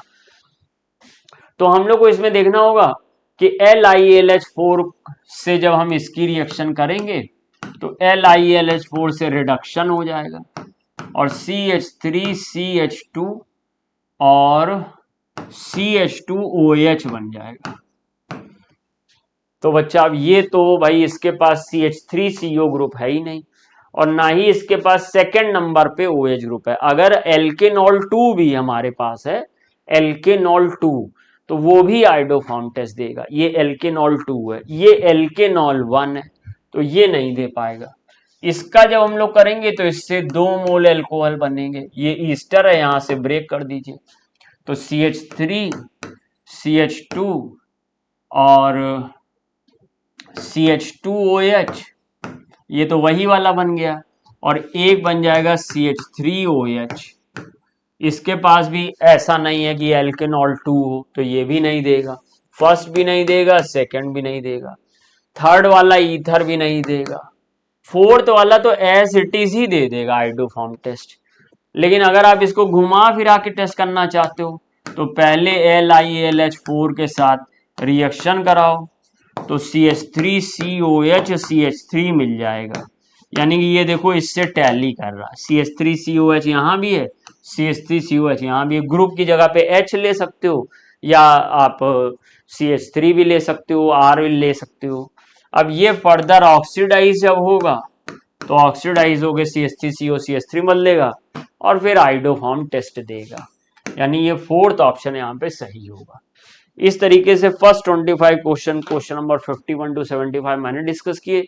आगे क्वेश्चन स्वप्निल सर डिस्कस करेंगे। तो थैंक यू दोस्तों, थैंक यू बच्चों, आपने इतना समय दिया, देखा, और हम लोग कुछ इम्प्रूवमेंट कर सकते हैं तो इसके लिए कमेंट बॉक्स में बताइएगा। बहुत बहुत शुक्रिया, धन्यवाद। चलिए, तो 75 तक क्वेश्चंस आपने सर के साथ देखे, अब 76 टू 100 हमारे साथ आपको करने हैं। तो आइए शुरू करते हैं। क्वेश्चन नंबर 76 क्या कह रहा है आपसे? ये जो क्वेश्चन नंबर 76 आपको दिया हुआ है, फॉर द सेल, एक आपको सेल का इक्वेशन दिया हुआ है और इसके लिए आपसे 25 डिग्री सेल्सियस पे मेजर्ड पोटेंशियल पूछ रहा है। तो ये आपको सेल एक्सप्रेस की गई है। तो सबसे पहले सेल की रिएक्शन जो है एनोड कैथोड पे हम आइए लिख लेते हैं, उसके बाद हम इसको सॉल्व करते हैं, ठीक है ना। तो यहाँ पर अगर आप देखोगे एनोड की बात अगर हम कर रहे हैं तो आप यहाँ पे देखोगे H2 जो है ये कन्वर्ट हो रहा है किसमें, ये जा रहा है H प्लस में। अब कितने H हैं यहाँ? 2 हैं, तो यहाँ पे 2 कर लीजिए। अब देखिए इसके लिए pH कितना दिया हुआ है, pH दिया है 1। अगर pH 1 दिया है तो H प्लस कितना होगा? H प्लस क्या होता है बेटा, सब लोग जानते हो, 10 की पावर माइनस pH होता है, सब लोग जानते हो ना भाई। अगर कंसेंट्रेशन मुझे निकालनी होगी तो 10 की पावर माइनस 1 होगी, pH बराबर minus log H plus concentration होती है। तो H प्लस की कंसेंट्रेशन क्या होगी, वो 10 के पावर में pH चला जाएगा। तो यहां से अगर ये है तो इसके लिए जो कंसेंट्रेशन होगी वो 10 की पावर माइनस 1 हो जाएगी, ठीक है ना। और ये जो दूसरा वाला दिया है कैथोड वाला, इसके लिए क्या हो जाएगी H प्लस की कंसेंट्रेशन, ये हो जाएगी 10 की पावर माइनस 2 हो जाएगी। तो सबसे पहले इसको लिख लेते हैं कि H प्लस के लिए कंसेंट्रेशन कितनी दी है, तो बोलते हैं 10 की पावर माइनस 1, और 10 की पावर माइनस 1 को क्या लिखते हैं, 0.1 लिखते हैं, ठीक है ना। अब यहाँ पे देखिए कितने इलेक्ट्रॉन का लॉस हो रहा है, यहाँ पे देखोगे 2 इलेक्ट्रॉन का लॉस हो रहा है। देख लीजिए ध्यान से, H2 का कन्वर्जन H प्लस में हो रहा है। अब H2 में यहाँ पे देखिए इसको प्रेशर कितना दिया है, 0.4 एटीएम, कितना दिया है, 0.4। बात करते हैं आगे कैथोड की। तो देखिए कैथोड में क्या है, यहाँ पे H प्लस कन्वर्ट हो रहा है H2 में, H प्लस कन्वर्ट हो रहा है किसमें, H2 में। तो H प्लस अगर H2 में कन्वर्ट हो रहा है तो हम सबसे पहले इसमें देखो इसकी कंसेंट्रेशन कितनी है, 10 to the power minus 2। 10 to the power minus 2 का मतलब क्या होता है, 0.01, ठीक है। अब इसमें देखो क्या होगा, अब इलेक्ट्रॉन मुझे लेने हैं, ये किस में कन्वर्ट हो रहा है, H2 में। H2 मतलब H कितने हैं, 2, तो इसको मुझे कितना करना पड़ेगा, 2, तो इलेक्ट्रॉन भी कितने होंगे, 2। इजी है ना। अब हमें नेट रिएक्शन चाहिए इसके लिए, अब हमें इसकी जो है नेट रिएक्शन चाहिए। तो इसकी नेट रिएक्शन कैसे होगी, ध्यान से समझेंगे अगर हम लोग, तो ये आ जाएगा इसमें जो नेट रिएक्शन हमें देखनी है। देखिए इलेक्ट्रॉन से इलेक्ट्रॉन कैंसिल हो जाएगा, समझ में आ रहा है। अब इसमें एक बात और आ रही है कि अगर आप यहाँ पे ध्यान दोगे, अगर आप यहाँ पे आप ध्यान दे रहे हो, H2 के लिए प्रेशर कितना दिया है, इसके लिए प्रेशर दिया है 0.1 एटीएम। कितना दिया, 0.1 एटीएम। तो नेट रिएक्शन अगर मैं लिखना चाहूंगा तो क्या लिखूंगा, 0.4 एटीएम इसका गिवन है H2 के लिए, प्लस 2H प्लस हो जाएगा, और इसके लिए वैल्यू क्या दी है, 0.01। अब प्रोडक्ट में क्या होगा, 2H प्लस, कंसंट्रेशन कितनी थी, 0.1, कहां से आई, आपको दिया था pH, समझ में आ रहा है, pH दिया था तो कंसंट्रेशन हम निकाल सकते थे। अब यहाँ पे क्या आ गया, H2 आ गया, प्लस H2, 0.1 एटीएम आ गया, 0.1 एटीएम आ गया ना। अब हम इसके लिए ई सेल वाली रिएक्शन हम लगा सकते हैं। तो हम जानते हैं ई सेल बराबर E naught cell minus 0.059 upon N log of Q, है ना। प्रोडक्ट अपॉन रिएक्टेंट का जो है वो रेशियो हो जाएगा गिवन कंसंट्रेशन टर्म्स का। तो अब यहाँ पे एन कितना है बेटा, एन यहाँ पे 2 है, देख सकते हो। ई नॉट सेल इसके लिए कितनी हो जाएगी, हाइड्रोजन इलेक्ट्रोड यहाँ पर है स्टैंडर्ड, तो यहाँ पर ये इसकी जो वैल्यू हो जाएगी वो 0 हो जाएगी। ई नॉट सेल की वैल्यू क्या हो गई, 0 हो गई। तो ई सेल बराबर क्या हो गया, ई सेल बराबर 0 माइनस 0.59 अपॉन 2। अब लॉग ऑफ, देखो प्रोडक्ट में क्या क्या दिया हुआ है, प्रोडक्ट में क्या दिया है, एक तो 0.1 एटीएम प्रेशर के बारे में दिया हुआ है, तो ये हो गया 0.1। अब इधर देखो कितना है, कंसंट्रेशन है 0.1, और इसके लिए स्टोइकोमेट्रिक नंबर कितना दिया है, 2 दिया है, समझ पा रहे हैं ना। तो स्क्वायर लगा देंगे, अपॉन जैसे ही मैंने किया दिया है रिएक्टेंट वाली साइड में 0.4, और इधर कितना दिया है 0.01, तो 0.01 का स्क्वायर हो जाएगा। अब जब हमें इसको सॉल्व करना है तो यहां से हमारा आंसर आ जाएगा। सॉल्व करने के बाद जो आंसर आता है भैया वो आता है माइनस 0.041V। आप देख सकते हैं यहाँ पे थर्ड आंसर के साथ हम लोग जा रहे हैं। क्वेश्चन नंबर 76 में मैंने क्या किया, मैंने सबसे पहले एनोड की इक्वेशन लिखी, फिर कैथोड की इक्वेशन लिखी, फिर ऐड करके फाइनल इक्वेशन लिखी, और ई सेल का जो फॉर्मूला हम लोग पढ़ते हैं उसको हमने लिखा। यहां पर इस सेल के लिए ई नॉट की वैल्यू कितनी होगी, 0 होती है, एन की वैल्यू 2 है, लॉग क्यू क्या है, concentration terms of product upon reactant का रेशियो होता है। सबकी वैल्यूज को 1 बाई 1 रख दिया। सर स्क्वायर क्यों लगा, क्योंकि स्टोइकोमेट्रिक नंबर है इसलिए लगा है। तो जब इसको सॉल्व कर लिया तो 0.041 आंसर आ गया है। उम्मीद है आपको ये आ गया होगा। इजी क्वेश्चन, सिर्फ कैलकुलेशन है यहां पर, ठीक है। तो मुझे उम्मीद है आपको ये आ गया होगा। आगे चलते हैं भैया, क्लियर है बिल्कुल। चलिए आगे चल रहे हैं। क्वेश्चन नंबर 77 क्या कह रहा है, कह रहा है in the following sequence of reaction identify the B. आपको बी बताना है, आपको बी बताना है। हम बी क्या ए बी सी तीनों बताएंगे आपको, है ना।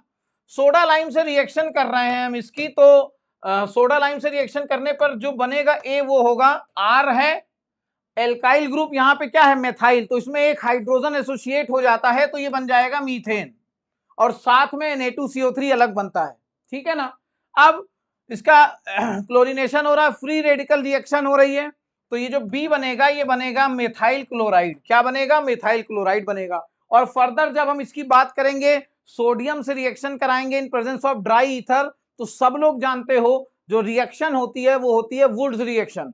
तो हम इसके 2 मोल ले लेंगे सर, और जैसे ही हम इसके 2 मोल लेंगे, जैसे ही इसके 2 मोल लेंगे हम, तो ये CH3 मतलब C2H6 बन जाएगा। इसको ईथेन के नाम से हम सब लोग जानते हैं, ठीक है। तो मैंने आपको यहाँ पे बी पूछा था, मैंने आपको बी भी बताया, ए भी बताया और सी भी बताया।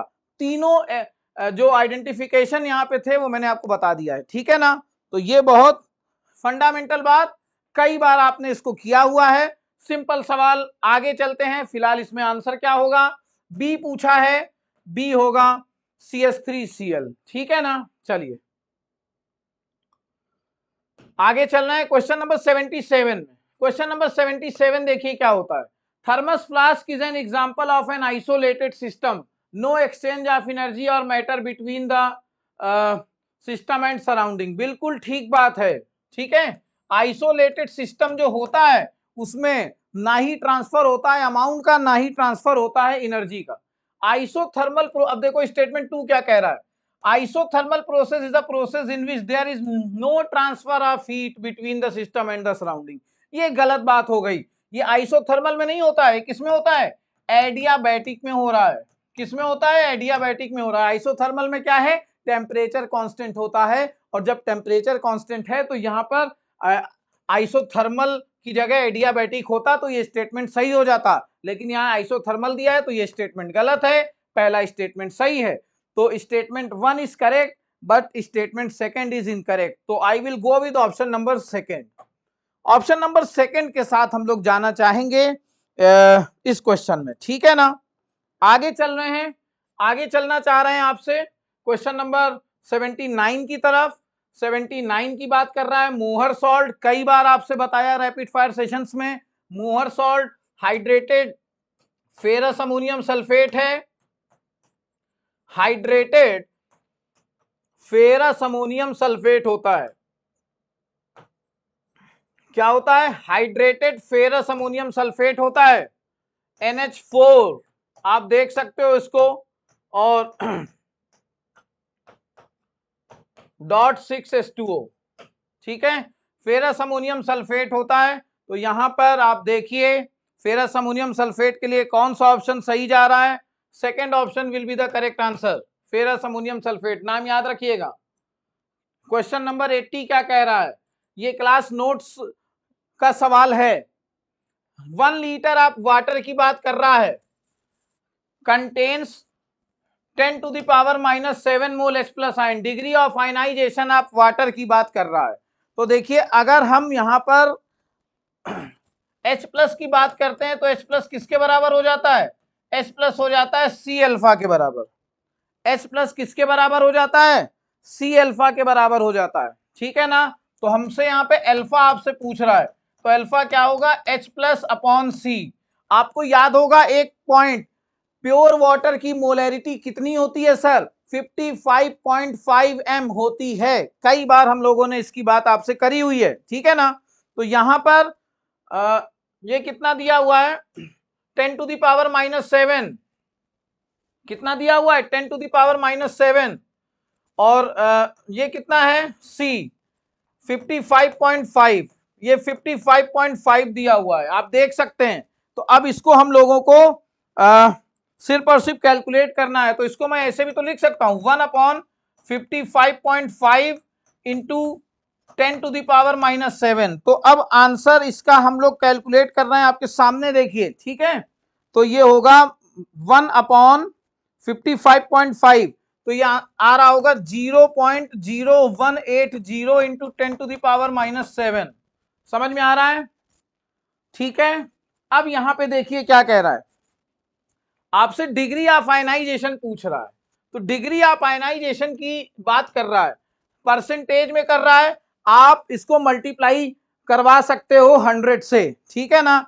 100 से कर दोगे मल्टीप्लाई तो आंसर क्या आ जाएगा? आप देखिए ये तो यही रहेगा, ये 1.80 हो जाएगा। तो 1.80 इंटू 10 टू द पावर -7% आ जाएगा पहला ऑप्शन, क्योंकि यहाँ परसेंटेज दिया है, और परसेंटेज के लिए आप जानते ही हो क्या करते हैं, ठीक है ना। तो अल्फा हम लोगों ने देख लिया, अल्फा की वैल्यू, अब यहाँ पर परसेंटेज में है तो इंटू 100 करेंगे, दैट इज वाई ये अगर परसेंटेज की बात करेंगे तो ये हो जाएगा कितना? अगर हम परसेंटेज की बात करेंगे तो ये हो जाएगा 1.80 इंटू 10 टू द पावर -7%। भाई 100 से मल्टीप्लाई करना पड़ेगा ना अगर हम बात करते हैं परसेंट की, ठीक है। तो इसका पहला ऑप्शन हो जाएगा क्वेश्चन नंबर 80 का। क्वेश्चन नंबर 81 में चलते हैं। क्वेश्चन नंबर 81 क्या कह रहा है आपसे? क्या इसमें तो बड़ा फंडामेंटल है, कई बार मैंने आपसे इस पे बात करी हुई है, और अर्हेनियस इक्वेशन का जिक्र हम लोगों ने केमिकल काइनेटिक्स के हर रैपिड फायर में आपसे किया हुआ है। देखिए क्या कह रहा है, कह रहा था temperature dependence of rate constant of a chemical reaction is written in terms of Arrhenius equation. बिल्कुल सही बात है, जो अर्हेनियस इक्वेशन होती है वो रेट कांस्टेंट और टेम्परेचर के बीच में रिलेशन और डिपेंडेंस को एक्सप्लेन करती है। बिल्कुल सही बात है, तो ये होती है। अब इसमें एक्टिवेशन एनर्जी आपसे कह रहा है, एक्टिवेशन एनर्जी कैसे आएगी? तो आपसे ये कई बार बताया गया है कि इसका जो लॉग लेने पे जो फर्दर इसका ग्राफ आता है वो बहुत महत्वपूर्ण होता है, और वहां से सवाल आते ही आते हैं, ठीक है ना। तो इसमें जो हम लोगों को बात ध्यान रखनी है वो सिर्फ लॉग वाली बात याद रखनी है, कि अगर हमें इसका लॉग लेना आ गया तो डेफिनेटली हम लोग ये बात कर सकते हैं। तो अगर हम लॉग ले लें तो लॉग के बराबर ये क्या हो जाएगा? लॉग ए। अब ये होगा लॉग ई की power minus E A by R T. तो जो भी पावर होगी वो क्या होगी? पहले आ जाएगी कि नहीं आ जाएगी? तो ये हो जाएगा क्या? ये हो जाएगा माइनस ई ए अपॉन 2.303 आर टी, ये एक्सप्रेशन बनता है। अब यहां पर आपसे कह रहा है एक्टिवेशन एनर्जी कैसे यहां पर हम लोग निकाल पाएंगे। तो एक्टिवेशन एनर्जी निकालने के लिए हम जो ग्राफ बनाते हैं वो होता है log k और 1/t। एनसीईआरटी में भी ग्राफ दिया हुआ है। y बराबर ये -mx प्लस सी वाला ग्राफ है, मतलब ये जाएगा कहां पर, तो कहता है कि ये जो जाएगा ये नीचे की तरफ ग्राफ जाएगा कुछ इस तरह से, ठीक है ना। तो इसका जो स्लोप होगा, इसका जो स्लोप होगा वो क्या हो जाएगा, -2.303 हो जाएगा। ध्यान से देख लीजिए, -2.303 हो जाएगा, ठीक है ना। यहाँ पे कोई दिक्कत तो नहीं है, ये स्लोप हो गया। यहाँ पे इंटरसेप्ट अगर अब यहाँ पे आपसे पूछा क्या इन्होंने, एक्टिवेशन एनर्जी कहां से आएगी, तो एक्टिवेशन एनर्जी स्लोप से आएगी। किसके स्लोप से आएगी, graph between log k and 1/t, log k और 1/t के ग्राफ में आएगी। अरहेनियस फैक्टर की बात कर रहे हैं अगर हम यहाँ पर ए की बात कर रहे हैं, ठीक है ना। तो ये जो इंटरसेप्ट है, अगर मान लो कोई पूछता है इंटरसेप्ट कितना है, तो इंटरसेप्ट कितना है, log a है। तो इंटरसेप्ट मान लो पूछ ले कि अरहेनियस इक्वेशन में जो log k और 1/t होता है उसका स्लोप क्या होता है, ये पूछ सकता है, इंटरसेप्ट क्या है, ठीक है ना। तो इस तरह से आप देख सकते हो। यहां पर आंसर क्या हो जाएगा, पहला हो जाएगा, 81 का पहला आंसर बिल्कुल सही हो जाएगा। मुझे उम्मीद है आपको समझ में आ रहा होगा, बहुत अच्छा लग रहा होगा। चलिए क्वेश्चन नंबर 82 की बात करते हैं। क्वेश्चन नंबर 82 देखिए क्या कह रहा है, कहता है if the rate of reaction is equal to the rate constant. तो बताइए order of reaction zero order होता है, लेकिन होता कैसे है, आइए देखते हैं। ए से प्रोडक्ट बना है, ये क्या बना है, ए से प्रोडक्ट बना है। तो जो रेट होता है, वो क्या है, कहते हैं कंसंट्रेशन ए की पावर एक्स। अब यहाँ एक्स ऑर्डर ऑफ रिएक्शन होता है। अब यहाँ प्रोपोर्शनलिटी जब नहीं लेते हैं तो के नहीं होता है, एक्सप्रेशन यही होता है, ये रेट कांस्टेंट कहलाता है के। अब यहां पर आपसे देखिए क्या कह रहा है, ये रेट लॉ टर्म आपको लिखा हुआ है इसके लिए, ठीक है ना। यहाँ पे आपसे कह रहा है rate of reaction is equal to the rate constant, मतलब रेट बराबर के है। ये कब होगा, जब ऑर्डर ऑफ रिएक्शन, जब एक्स की वैल्यू अगर हम 1 कर दें, इफ एक्स है क्या पहले तो समझ लें एक्स है ऑर्डर ऑफ रिएक्शन, एक्स क्या है, ऑर्डर ऑफ रिएक्शन। अगर एक्स की वैल्यू हम 0 ले लेंगे तो रेट क्या हो जाएगा, रेट बराबर के ए की पावर क्या हो गया, 0 हो गया। तो रेट की वैल्यू क्या आ गई, के के बराबर आ गई। रेट की वैल्यू क्या आ गई, के के बराबर आ गई, देख लीजिए, ठीक है। अब के के बराबर आ गई है ये, तो ये किसके लिए, ये ऑर्डर इसका क्या, एक्स बराबर 0 लिया है, तो 0 ऑर्डर की बात हो रही है। किसकी ऑर्डर की बात हो रही है, 0 ऑर्डर रिएक्शन की बात हो रही है। तो यहाँ पे थर्ड ऑप्शन के साथ हम जाएंगे क्वेश्चन नंबर 82 में। क्वेश्चन नंबर 82 में थर्ड ऑप्शन के साथ हम चले जाएंगे, ठीक है ना। चलिए आगे चलते हैं क्वेश्चन नंबर 83 में। देखिए 83 क्या कह रहा है, radical which gives gas with dilute H2SO4। देखिए ऐसे रेडिकल्स हैं जैसे सल्फाइट है, ठीक है ना, जो H2SO4 के साथ जो SO2 गैस दे देती है, इवॉल्व कर देती है। और भी हैं जैसे कार्बोनेट हैं, है ना, नाइट्राइट है, ये सारी जो होते हैं ये दे देते हैं। तो जो सल्फाइट है ये डाइल्यूट H2SO4 के साथ जो है ये SO2 गैस इवॉल्व कर देती है, ठीक है ना। SO2 गैस क्या कर देती है, इवॉल्व कर देती है। कार्बोनेट जो है वो CO2 इवॉल्व कर देती है, ठीक। तो SO3 2- की बात आ गई। क्वेश्चन नंबर 83 का सेकंड ऑप्शन हो गया, क्या हो गया, सेकंड ऑप्शन। क्वेश्चन नंबर 84 देखिए क्या कह रहा है, क्वेश्चन नंबर 84। अब देखिए ये आपको इक्विलिब्रियम का सवाल दिया हुआ है, आपको डिग्री ऑफ डिसोसिएशन यहाँ पे बोली गई है, और रेशियो ऑफ इक्विलिब्रियम प्रेशर आपको दिया हुआ है, और रेशियो ऑफ केपी का पूछा गया है दोनों की रिएक्शन का। तो ये सवाल कैसे करेंगे, बहुत ध्यान से समझना है इस सवाल को। ऐसे सवाल आपको, ये एक सवाल नहीं है, ये मैं यहाँ पे जो बताऊंगा आपको इसमें कॉन्सेप्ट बताने जा रहा हूँ, ठीक है। तो ये जो कॉन्सेप्ट है उसको हमें समझना है। PCl5 का जो डिकम्पोजिशन हो रहा है PCl3 और Cl2 में, अगर मैं आपको ये बताऊं कि ए से इस रिएक्शन के लिए B+C, इस टाइप की रिएक्शन के लिए अगर मैं Kp का डायरेक्ट एक्सप्रेशन लिख के दे दूं, Kp का डायरेक्ट एक्सप्रेशन लिख के दे दूं, तो आपको कोई दिक्कत तो नहीं है, तो बहुत आसान हो जाएगा। ये होता है alpha square P upon 1 minus alpha square. बहुत आसान है, ध्यान से देख लीजिएगा, ठीक है ना। अब दूसरा देखो क्या है, N2O4 का डिकम्पोजिशन हो रहा है 2NO2 में। ऐसी रिएक्शन के लिए Kp का एक्सप्रेशन क्या होता है, ऐसी एक्सप्रेशन के लिए Kp का एक्सप्रेशन क्या होगा जब DOD दिया जाएगा, ठीक है। यहां पर भी वही बात थी। तो अगर मैं बात कर रहा हूं A से 2B के लिए, अगर मैं आपसे बात कर रहा हूं तो इसके लिए Kp का एक्सप्रेशन क्या होता है, ये होता है 4 alpha square P upon 1 minus alpha square होता है। ध्यान से देख लीजिए, कोई दिक्कत तो नहीं है किसी को यहां पर, बहुत फंडामेंटल बातें हैं। अब आपसे कह रहा है डिग्री ऑफ डिसोसिएशन, यहां पर जो है एक्स जो है वो सेम है, तो अल्फा जो है वो भी यहां पे कैसा हो जाएगा, सेम हो जाएगा, ठीक है ना। बात समझ में आ रही है।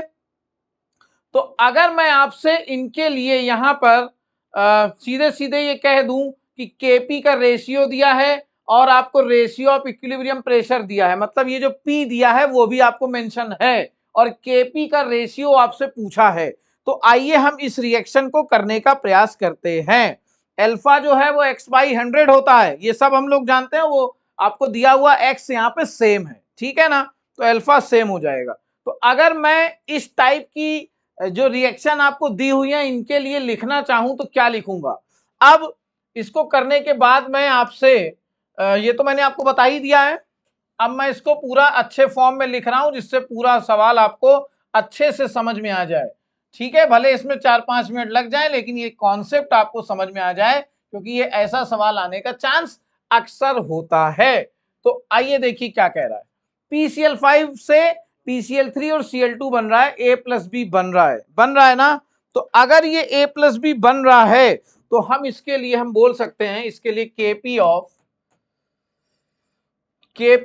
ये किसका है बेटा, PCl5 का है ना।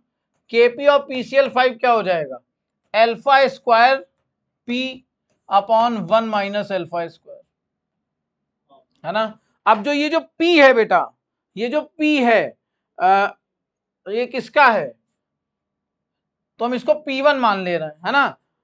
जगह कम है, PCl5 नहीं लिखेंगे, हम इसको P1 मान ले रहे हैं। अब ये जो एक्सप्रेशन आपको दी है A से 2B टाइप, इसके लिए बेटा जो Kp का एक्सप्रेशन होगा वो क्या होगा, Kp ऑफ N2O4 के लिए एक्सप्रेशन क्या होगा, तो आप कहोगे 4 अल्फा स्क्वायर, अब इसके लिए P2 में मान ले रहा हूं, ये कितना दिया है 1 माइनस अल्फा स्क्वायर। अब आपसे रेशियो पूछा है बेटा, यहां पे आपसे कह रहा है the ratio of equilibrium pressure is 36/1, 36/1, मतलब आपसे P1 अपॉन P2 की वैल्यू कितनी दी है, P1 अपॉन P2 की वैल्यू दी है 36:1, कितनी दी है 36:1 दी है। तो अब यहां पे हम इसको सॉल्व कर लेते हैं, आइए। तो अगर हम देखेंगे कि Kp of PCl5 upon Kp of यहां पर क्या निकल रहा है N2O4, तो देखिए कैसे निकलेगा बेटा, पेन चेंज कर लेते हैं। अब देखो बेटा यहां पे क्या है, alpha square P1 1 minus alpha square upon 4 alpha square P2 upon 1 minus alpha square. बेटा अल्फा स्क्वायर से अल्फा स्क्वायर कटेगा, 1 माइनस अल्फा स्क्वायर से 1 माइनस अल्फा स्क्वायर कटेगा। तो अगर हम पहले एक्सप्रेशन इसको लिख दें यहां से कि Kp of PCl5 upon Kp of N2O4, तो यहां पर अगर हम ये लिखेंगे कि ये 1 माइनस अल्फा स्क्वायर कैंसिल हो जाएगा, तो ऊपर क्या होगा बेटा अल्फा स्क्वायर P1 अपॉन बेटा यहां क्या हो जाएगा 4 अल्फा स्क्वायर, ये P1 है, ये कुछ नहीं है P1 है, और ये P2 हो जाएगा 4 अल्फा स्क्वायर, है ना। तो अब यहां से अल्फा स्क्वायर कैंसिल हो जाएगा, अगर आप ध्यान दोगे अल्फा स्क्वायर से अल्फा स्क्वायर कैंसिल हो जाएगा, ये क्या हुआ बेटा 1/4 P1/P2। तो P1/P2 की वैल्यू क्या है, P1/P2 की वैल्यू क्या है 36/1, P1/P2 की वैल्यू है 36/1। तो यहां से फाइनली 36 को डिवाइड करेंगे हम 4 से, तो यहां से जो आंसर आ रहा है बेटा Kp of PCl5 upon Kp of N2O4, ये आंसर आना चाहिए 9:1, 9/1। समझ में आ गया? समझ में आ गया होगा। बिल्कुल एक एक स्टेप मैंने आपसे डिटेल में बताई है, मुझे पूरी उम्मीद है आपको ये समझ में आ रहा होगा। ठीक है, ऐसे सवाल आप इस एक्सप्रेशन के लिए ए से B+C या ए से 2B वाले एक्सप्रेशन के लिए डायरेक्ट KP एक्सप्रेशन आप याद रखिए, ये बहुत हेल्प करने वाला है आपको, बहुत ही ज्यादा इफेक्टिव होता है, बहुत ही ज्यादा आवश्यक होता है। ठीक है ना, तो आप ये देख सकते हो। तो यहाँ पे सेकंड ऑप्शन जो है करेक्ट होना चाहिए हमारे हिसाब से, second will be the correct answer. आगे चलते हैं क्वेश्चन नंबर 85 में। 85 देखिए क्या कह रहा है। क्वेश्चन नंबर 85 कहता है correct order of electron gain enthalpy. तो हम सब लोग इसको जानते हैं बहुत अच्छे से कि सबसे ज्यादा अगर हम यहाँ पे देखेंगे तो Cl की होगी, फिर F की होगी, फिर Br की होगी, फिर I की होगी। साइन कन्वेंशन के हिसाब से बस इसमें ऑप्शन देखने हैं, बाकी जानते तो हम लोग सब ही हैं, है ना। तो सबसे ज्यादा Cl की होगी, सबसे ज्यादा Cl की होगी, इसमें तो कोई दिक्कत नहीं है ना, इसमें तो कोई दिक्कत नहीं है। अब यहां ध्यान से देखो, F की ज्यादा है Cl से, गलत हो गया पहला ऑप्शन, ऑप्शन गलत कर लो, ऑप्शन गलत करना सीखो। अब इसमें Br की ज्यादा है Cl की, ये भी गलत हो गया, है ना। अब इसमें F की ज्यादा है Cl से, ये भी गलत हो गया। बचा कौन सा ऑप्शन? सिर्फ और सिर्फ दूसरा ऑप्शन बचा हुआ है। कौन सा ऑप्शन बचा हुआ है? दूसरा ऑप्शन बचा हुआ है। मतलब Cl की F से भी ज्यादा है और Br से भी ज्यादा है और Br की I से ज्यादा है। सेकंड ऑप्शन के साथ हम जाएंगे। यहां पे सिर्फ जो ध्यान देना है आपको वो सिर्फ ऑप्शंस पे देना है, बाकी कोई ऐसी बात नहीं है जो आपको परेशान कर सके। तो ऑप्शन नंबर 2 के साथ हम लोग जाएंगे यहां पर। क्वेश्चन नंबर 86 क्या कह रहा है?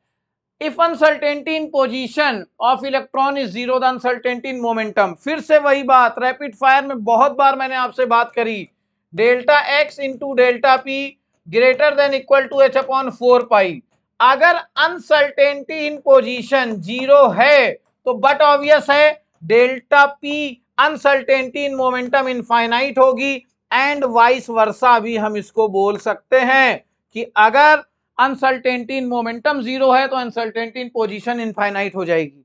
बात समझ में आ रही है? तो बेटा यहां पे देख सकते हो, अगर ये जीरो दिया है तो डेल्टा पी जो है अनसर्टेनिटी इन मोमेंटम क्या होगी? इनफाइनाइट होगी। ये बात आपसे कई बार रैपिड फायर सेशंस में सब लोगों ने की हुई है। आगे चलते क्वेश्चन नंबर 87 की तरफ। मोल कॉन्सेप्ट का सवाल आया। एटॉमिक मास ऑफ एलिमेंट आपको दिया है 35.5, दो आइसोटोप हैं इसके 35 और 37, परसेंटेज ऑफ हेवियर आइसोटोप। बहुत ही फेमिलियर क्वेश्चन आपके लिए, ठीक है ना। क्या है? हम जानते हैं एवरेज एटॉमिक वेट बराबर क्या होता है? m1x plus m2 into 100 minus x upon 100 है, ठीक है ना, अपॉन 100 है, ठीक है। अब यहां पे अगर आप देखोगे एवरेज एटॉमिक वेट, ये इसका परसेंटेज है बेटा, है ना। एवरेज एटॉमिक वेट कितना है? हम सीधे सॉल्व कर रहे हैं, 35.5 बराबर m1। हायर वाले का हम मान ले रहे हैं, हायर वाले का हम परसेंटेज x मान ले रहे हैं, ठीक है ना। अब हायर एटॉमिक मास कितना है? 37 है, तो 37x plus 35 into 100 minus x upon 100 हो गया। तो ये इधर भेजोगे तो ये क्या हो जाएगा? 3550 हो जाएगा। ये 37x हो गया और ये कितना होगा? 3500 होगा। 3500 माइनस 35x हो गया, कोई दिक्कत तो नहीं है। अब अगर आप इसको इधर भेजोगे 3550 माइनस 3500 बराबर 2x हो जाएगा। तो 2x बराबर 50 है, x बराबर क्या हो जाएगा? 25 हो जाएगा।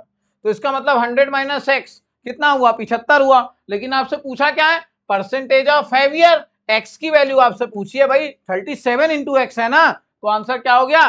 25 हो गया। यहां पर इस तरह से हम डायरेक्ट निकाल सकते हैं, ठीक है ना। तो ये आपके सामने दिया हुआ है, देख लीजिए भैया, ठीक।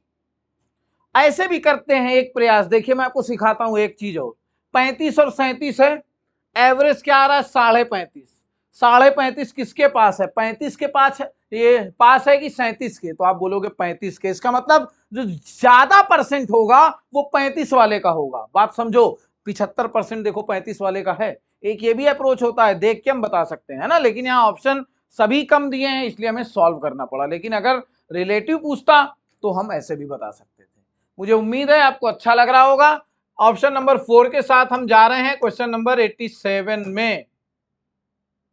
88 क्या कह रहा है? 88 देखिए, एंथैल्पी चेंज का सवाल।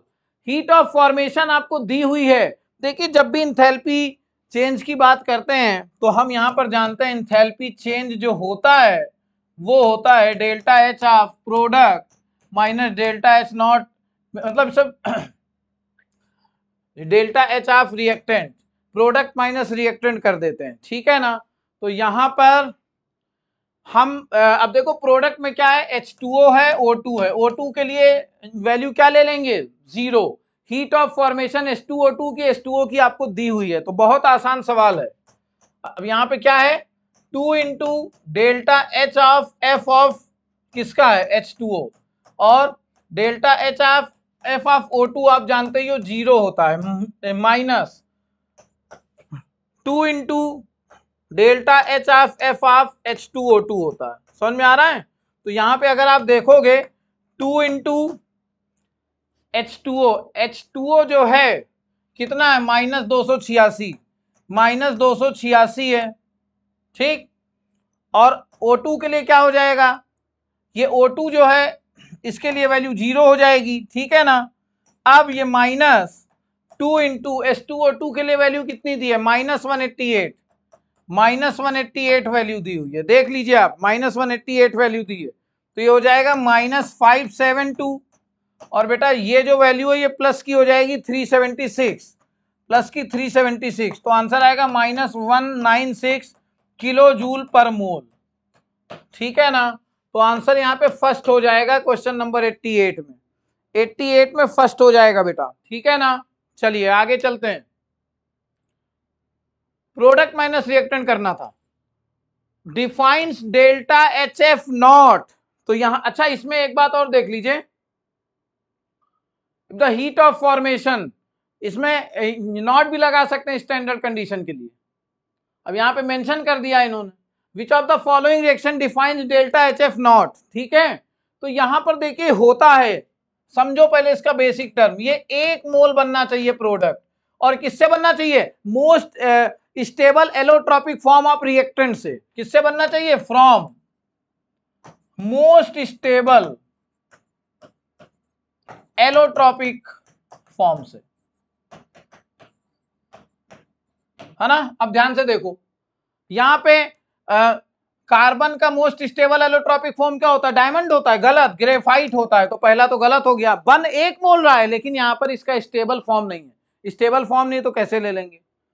H2, हाँ बिल्कुल हाइड्रोजन का होता है most stable allotropic form F2, ठीक है। 1 मोल HF बन रहा है, ये भी कितना बन रहा है? 1 मोल बन रहा है, तो ये बिल्कुल सही हो जाएगा। अब N2 और H2 एलोट्रॉपिक फॉर्म में है, बिल्कुल ठीक बात है, लेकिन यहाँ कितना बन रहा है? 2 मोल बन रहा है, तो ये नहीं होगा। समझ में आ रहा है? सेकेंड ऑप्शन सही है। यहाँ पे CO प्लस हाफ O2 है, CO2 बन रहा है, 1 मोल बन रहा है, लेकिन जरा ध्यान दो, ये कार्बन होना चाहिए ना ग्रेफाइट वाला, यहाँ तो CO दिया है, तो ये भी गलत हो रहा है। समझ में आ रहा है? तो यहाँ पे सेकेंड ऑप्शन के साथ हम लोग जा रहे हैं। किसमें जाएंगे? सेकेंड ऑप्शन के साथ। एक्चुअल में जो एंथैल्पी ऑफ फॉर्मेशन है वो 1 मोल के लिए बात हो रही है, और किससे बनता है? From their most stable allotropic form से, ठीक है ना। तो कौन कौन से ऑप्शन गलत हुए ये मैंने आपको बता दिए, कौन सही हुए, क्यों हुए, ये बात भी मैंने आपको बता दी। सेकंड ऑप्शन सही है। चलेंगे क्वेश्चन नंबर 90 में। क्या कह रहा है क्वेश्चन नंबर 90? आइए देखते हैं। कहता है कि in a reaction 5 moles of electron are transfer to 1 mole of nitric acid. बहुत ध्यान से समझना है, पॉसिबल प्रोडक्ट के बारे में कह रहा है। सबसे पहले 1 मोल HNO3 की बात कर रहा है, इसे ध्यान देना है। अब HNO3 में अगर हम बात करते हैं तो यहां पर जो इसकी ऑक्सीडेशन स्टेट आती है वो कितनी आती है? वो आ जाती है 5। कितनी आ रही है? प्लस की 5। जस्ट अ मिनट, इसमें ऑक्सीडेशन स्टेट इसकी क्या आ रही है? 5 आ रही है। चलो दिख रहा है आपको यहाँ पर इसकी ऑक्सीडेशन स्टेट क्या आ रही है, 1 मिनट रुक जाएं, हैंग हो रहा है। हाँ चलिए फिर से कर देते हैं। तो यहां पर जो इसकी ऑक्सीडेशन स्टेट आएगी वो कितनी आएगी, +5 आ रही है। कितनी आ रही है, +5 आ रही है। अब यहाँ पे देखिए क्या रहा है आपसे, कह रहा है in a reaction 5 moles of electron, 5 mole of electron, तो यहाँ पे ऑलरेडी +5 आ गया है। अब 5 मोल इलेक्ट्रॉन ट्रांसफर भी हो रहे हैं, तो अब ओवरऑल ये जो प्रोडक्ट बनेगा उसमें ऑक्सीडेशन नंबर कितना रहेगा, 0 रहेगा, 0 रहेगा ना भाई। ये +5 हो ये -5 है, कैंसिल हो जाएगा। तो 0 किसमें है, N2O में, तो +1 हो जाएगी। तो 2 ऑप्शन तो ऐसे ही गलत हो गए, बात समझ रहे हैं ना। अब बचा N2, पहला ऑप्शन है कि दूसरा ऑप्शन है। अब यहाँ पे ध्यान देने वाली बात है कि प्रोडक्ट में जो N2 आया है वो कितने मोल होगा, ये N2 होगा, इसमें किसी को कोई दिक्कत नहीं हुई, ठीक है, क्योंकि ऑक्सीडेशन स्टेट 0 इधर हो गई, 5 मोल इलेक्ट्रॉन ट्रांसफर हुए, तो +5 और यहाँ पे 5 ये कैंसिल हो गए, 0 हो गया, ठीक है। अब यहाँ पे देखिए क्या कह रहा है, HNO3 का 1 मोल था बेटा, HNO3 का कितना था, 1 मोल था, तो यहाँ पे N का कितना था, 1 था। तो अब N2 में जब हम बात कर रहे हैं तो N2 के लिए कितने हो जाएंगे, 0.5 मोल होंगे, तभी तो आंसर आएगा N1 मोल। बात समझ में आ रहा है ना भाई, N2 के तो 0.5 हो जाएंगे ना, तो यहां पर ये अगर 0.5 होंगे तभी तो इसका 1 मोल बन पाएगा, क्योंकि 1 मोल HNO3 में यहां पर ये नाइट्रोजन, एक HNO3 में कितने नाइट्रोजन है, 1 है, तो 1 मोल में कितना होगा, 1 मोल होगा, ठीक है ना। तो यहां पे N2 कितना होगा, 0.5 मोल। तो ये बात आपको ध्यान रखनी है। इसमें पहली बात ज्यादा मेन थी कि प्रोडक्ट क्या बनेगा, बाकी दूसरा तो 0.5 ये तो आप कर ही लोगे। यहां पर सेकंड ऑप्शन के साथ जा रहे हैं क्वेश्चन नंबर 90 में। क्वेश्चन नंबर 90 में ये एक इंपॉर्टेंट बात थी जो हमने आपसे शेयर करी, सेकंड ऑप्शन के साथ हम लोग आगे बढ़ेंगे। क्वेश्चन नंबर 91 क्या कह रहा है, क्वेश्चन नंबर 91 कह रहा है the maximum number of electron in p orbital, orbital की बात कह रहा, बहुत ध्यान से समझना।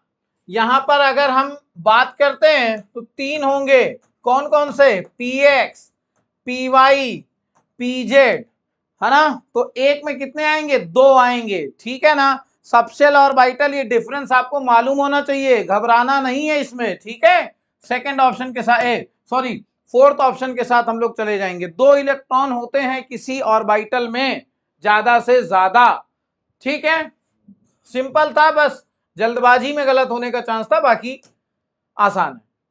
विच of the following does not exist, देखिए डज नॉट एग्जिस्ट का मतलब यहां पर बॉन्ड ऑर्डर 0 से है, जिसका बॉन्ड ऑर्डर 0 होगा वो एग्जिस्ट नहीं करेगा, बहुत सिंपल सी बात है।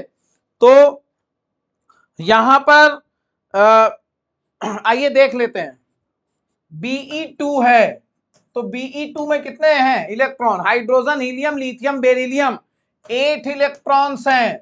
तो यहां पर बॉन्डिंग एंटी बॉन्डिंग वाला कॉन्सेप्ट, बी से बॉन्डिंग के लिए, ए से एंटी बॉन्डिंग के लिए, 2 इलेक्ट्रॉन इसमें, 2 इलेक्ट्रॉन इसमें, तो बॉन्डिंग में टोटल इलेक्ट्रॉन कितने हैं, 4, एंटी बॉन्डिंग में कितने हैं, 4। तो बॉन्ड ऑर्डर क्या होगा, half of bonding minus anti bonding, तो यहां पर क्या होगा, half of 4 - 4, answer should be 0, answer क्या होगा, 0 होगा।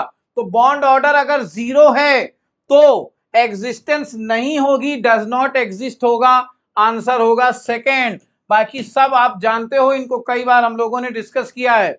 Be2+ की बात करेंगे अगर मान लीजिए तो 7 इलेक्ट्रॉन होंगे, और 7 इलेक्ट्रॉन की जब हम बात आपसे करते हैं तो 2 2 2 1 हो जाएगा, बॉन्डिंग में 4, एंटी बॉन्डिंग में 3, यहां पे बॉन्ड ऑर्डर आएगा हाफ 4 - 3.5 बॉन्ड ऑर्डर आ जाएगा, तो ये एग्जिस्ट करेगा। इसी तरह B2 N2 दोनों एग्जिस्ट करते हैं, इनके बॉन्ड ऑर्डर होते हैं। तो यहां पर सेकंड ऑप्शन के साथ हम लोग जाएंगे क्वेश्चन नंबर 92 में।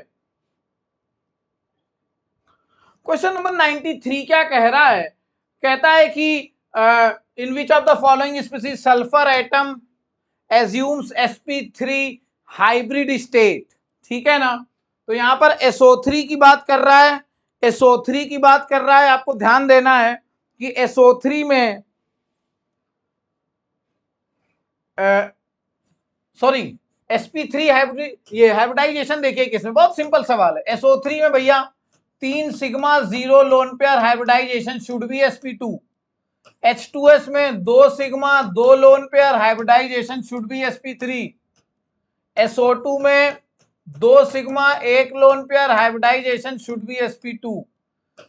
S8 की बात करते हैं, क्राउन शेप होता है, कैसा होता है, क्राउन शेप, sp3 हाइब्रिडाइजेशन इसमें भी होती है, ये समझ लीजिए, ठीक है ना।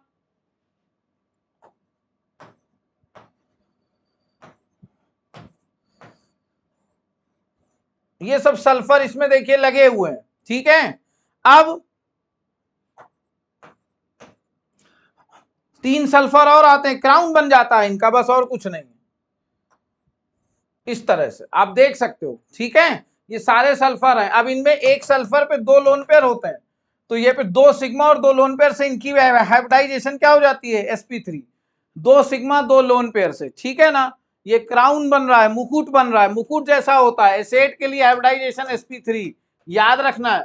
तो किसके किसके लिए sp3 है, तो मैं बोल सकता हूं H2S के लिए और S8 के लिए, मतलब सेकेंड और फोर्थ के लिए। सेकेंड और फोर्थ के लिए वो थर्ड ऑप्शन में है। So I will go with option number third for question number 93। समझ में आ रहा है। चलिए, बहुत सरल सवाल था, आगे चलते हैं। क्या कह रहा है, कह रहा मैक्सिमम आयनाइजेशन एनर्जी पूछ रहा है। तो मैक्सिमम आयनाइजेशन एनर्जी होती है नोबल गैसेस की। क्यों, क्योंकि वो सबसे ज्यादा स्टेबल होते हैं। स्टेबल हैं तो इलेक्ट्रॉन आसानी से नहीं लेंगे, एनर्जी कम लेंगे कि ज्यादा। अगर आप ध्यान दोगे, इलेक्ट्रॉन निकालने के लिए एनर्जी सबसे ज्यादा लेते हैं। तो ध्यान से देखिए, ये एल्कली मेटल है, सोडियम की बात कर रहा है, ये फ्लोरीन की बात कर रहा है, ये बात कर रहा है नियॉन की जो कि एक नोबल गैस है, ये बात कर रहा है मैग्नीशियम की। सोडियम मैग्नीशियम में मैग्नीशियम की ज्यादा हो जाएगी, लेकिन यहाँ पे पूछा है हाईएस्ट किसकी है, तो नोबल गैस एक ही है, ऑप्शन विल बी थर्ड। देख लीजिए, कोई दिक्कत तो नहीं है, कोई परेशानी तो नहीं है। आगे चलेंगे, क्वेश्चन नंबर 95 में देखिए क्या कह रहा था। फॉर्मेशन ऑफ, आपको दिया हुआ है एक कंपाउंड दिया हुआ है, ठीक है ना। इन द फॉर्मेशन जो होता है in the basis of formation of xenon fluoride, बिल्कुल सही बात है। दिस इज बिकॉज, देखिए कई बार कहा जाता है जिनॉन नोबल गैस है फिर भी वो कंपाउंड बना रहा है, तो रीजन क्या होता है, तो बहुत ध्यान से सुन लीजिए। कहते हैं कि जो जिनॉन और O2 है उनकी जो आयनाइजेशन एनर्जीज होती हैं वो ऑलमोस्ट सेम होती है, लेकिन मुझे इसमें एतराज है इस सेंटेंस में। अगर O2 दिया हुआ है, ध्यान से समझना, O2 दिया हुआ है तो आयनाइजेशन एनर्जी कैसे हो जाएगी। आयनाइजेशन एनर्जी तो आइसोलेटेड गैसियस एटम के लिए होती है। किसके लिए होती है, आइसोलेटेड गैसियस एटम के लिए होती है। तो ये एटम तो है नहीं, है ना। तो हाँ, इसे हम ये जरूर बोल सकते हैं डी इलेक्ट्रोनेशन वैल्यू। बात वही है, इलेक्ट्रॉन निकालने में जो अमाउंट ऑफ एनर्जी लग रहा है, लेकिन क्या आयनाइजेशन एनर्जी वर्ड O2 के लिए यूज कर सकते हैं, नहीं। O के लिए तो कर सकते थे, O2 के लिए नहीं कर सकते, ठीक है, क्योंकि ये एटम नहीं है। तो ये बोल सकते थे डी इलेक्ट्रोनेशन वैल्यू, मतलब इलेक्ट्रॉन निकालने में जो एनर्जी लगी हुई है। बाकी जिनॉन के लिए तो बोल ही सकते थे। तो ये दो जो डी इलेक्ट्रोनेशन वैल्यू होती है O2 के लिए और जिनॉन के लिए जो आयनाइजेशन एनर्जी होती है वो ऑलमोस्ट सेम होती है। दैट इज वाई इसके कंपाउंड्स फॉर्म होते हैं और इसीलिए in the formation of xenon fluoride होता है। तो I will go with option number third. बहुत फेमस सेंटेंस है ये, ठीक है। क्वेश्चन नंबर 96 क्या कह रहा है, बहुत सिंपल सवाल है। ऑक्टाहेड्रल मॉलिक्यूल दिया है SF6 मान लीजिए, नंबर ऑफ 180 डिग्री के 3 होते हैं। आओ भाई,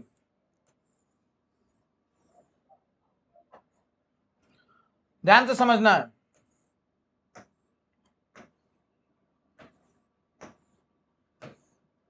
ये भी F है, ये भी F है, ये भी F है, ये भी F है, ये भी F है, ये भी F है। अब जरा ध्यान से देखो, आपसे क्या कह रहा है, आपसे कह रहा है कि आपको जो निकालना है वो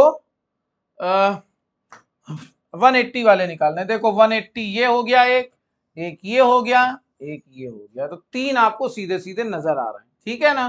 तो यहाँ पे आप देख सकते हो, यहाँ पे क्या होगा, ए ऑप्शन हो जाएगा। ए ऑप्शन के साथ हम लोग चले जाएंगे, किसके साथ जाएंगे, ए ऑप्शन के साथ। आइए देखिए क्या कह रहा है, what is a correct order of magnetic movement. Magnetic movement directly proportional to number of unpaired electron. निकालने की जरूरत नहीं, जिसके अनपेयर्ड इलेक्ट्रॉन ज्यादा उसका मैग्नेटिक मूवमेंट ज्यादा। ठीक है, आइए देखिए Mn2+ कह रहा है। Mn के लिए कॉन्फ़िगरेशन क्या होता है, आर्गन 4s2 3d5। तो अगर Mn2+ की बात करेंगे तो ये कितना हो जाएगा, फाइनली 3d5 हो जाएगा। अब 3d5 में भरना है इलेक्ट्रॉन। आइए 1 2 3 4 5, अनपेयर्ड इलेक्ट्रॉन कितने हैं, 5। अनपेयर्ड इलेक्ट्रॉन ज्यादा तो मैग्नेटिक मूवमेंट ज्यादा, ध्यान रखना ये बात। क्रोमियम हम सब लोग जानते हैं, आर्गन 4s1 3d5। अब यहां पे अगर क्रोमियम 2+ करेंगे तो 3d4 हो जाएगा। अनपेयर्ड इलेक्ट्रॉन हमें निकालने हैं 1 2 3 4, तो यहाँ पे n कितना आ गया, 4 हो गया। समझ में आ रहा है। टाइटेनियम की बात कर रहे हैं, आर्गन 4s2 3d2, तो टाइटेनियम 2+ की बात कर रहे हैं तो 3d2 हो गया। अब की बार देखो कितने हैं यहाँ अनपेयर्ड इलेक्ट्रॉन, 2 हैं, तो अनपेयर्ड इलेक्ट्रॉन ज्यादा तो मैग्नेटिक मूवमेंट भी ज्यादा। बात समझ पा रहे हैं मैंने क्या बोला, magnetic movement directly proportional to number of unpaired electron. याद रखनी है ये बात। तो सबसे ज्यादा किसमें, Mn2+ में। सबसे ज्यादा किसमें, Mn2+ में है। उसके बाद किसमें है, उसके बाद क्रोमियम वाले में है, और सबसे कम टाइटेनियम वाले में है। तो यहां पे थर्ड ऑप्शन देख लीजिए, 97 का थर्ड ऑप्शन हो रहा है। क्या हो रहा है, 97 का थर्ड ऑप्शन हो रहा है। ठीक है, चलिए आगे चल रहे हैं। क्वेश्चन नंबर 98 देखिए क्या कह रहा है, सिंपल सवाल है। Glucose and cane sugar can be distinguish by, देखिए ये रिड्यूसिंग शुगर है आपका ग्लूकोज, तो ये क्या करता है, reduces Fehling solution, Tollens solution, है ना, ये सबको रिड्यूस करता है। जबकि केन शुगर नहीं कर पाता है, तो ये हम आसानी से बता सकते हैं, पहला ऑप्शन हो जाएगा क्वेश्चन नंबर 98 में। ये नेचर आपको पता होना चाहिए कि किसका कौन रिड्यूसिंग शुगर है और कौन नॉन रिड्यूसिंग शुगर है। ठीक है ना, तो पहला ऑप्शन हो रहा है 98 का। क्वेश्चन नंबर 99 की हम बात करने जा रहे हैं, pent 1 ene and pent 2 ene are position isomer. भैया ध्यान से देखिए, 5 कार्बन के लिए हमें बात करनी है, तो हमने 5 कार्बन की बात कर ली। अब एक में अगर आप देखोगे ये है और दूसरा क्या है, 5 कार्बन हो गए। अब की बार ये बात हो रही है, तो अगर हम यहां पे देखेंगे तो हम नंबरिंग कहां से करते हैं, 1, 1 मिनट रुक जाएं, 1 2 3 4 5, हाइड्रोजन लगा लेंगे हम लोग। ठीक है, 1 2 3 4 5। तो आप यहां पे देखिए जो डबल बॉन्ड की पोजीशन है वो क्या है, वो अलग हो गई है। तो डबल बॉन्ड की पोजीशन अगर अलग हो गई है तो आप यहां पे देख सकते हो क्या पोजीशन अलग हुई है, बिल्कुल। पहले में डबल बॉन्ड पहले कार्बन पे था लेकिन इधर दूसरे पर है, तो पोजीशन शिफ्ट हो गई, पोजीशन आइसोमर हो गए। Position isomer differ in position of functional group और सब्स्टिट्यूएंट। ठीक है ना, तो ये बात ठीक है। तो both assertion and reason are correct and R is a correct explanation of A. तो पहले ऑप्शन के साथ हम लोग चले जाएंगे क्वेश्चन नंबर 99 में। ठीक है ना, 99 में हम लोग चले जाएंगे पहले ऑप्शन के साथ। आगे चलेंगे क्वेश्चन नंबर 100 की तरफ, और हम बात कर रहे हैं number of water molecule is maximum in. तो 18 मॉलिक्यूल आपको दिए हैं यहां पर, 1.8 ग्राम वाटर, तो पहले मोल निकालोगे, 18 ग्राम वाटर पहले मोल निकालोगे, फिर Na से मल्टीप्लाई करोगे, मॉलिक्यूल आ जाएगा।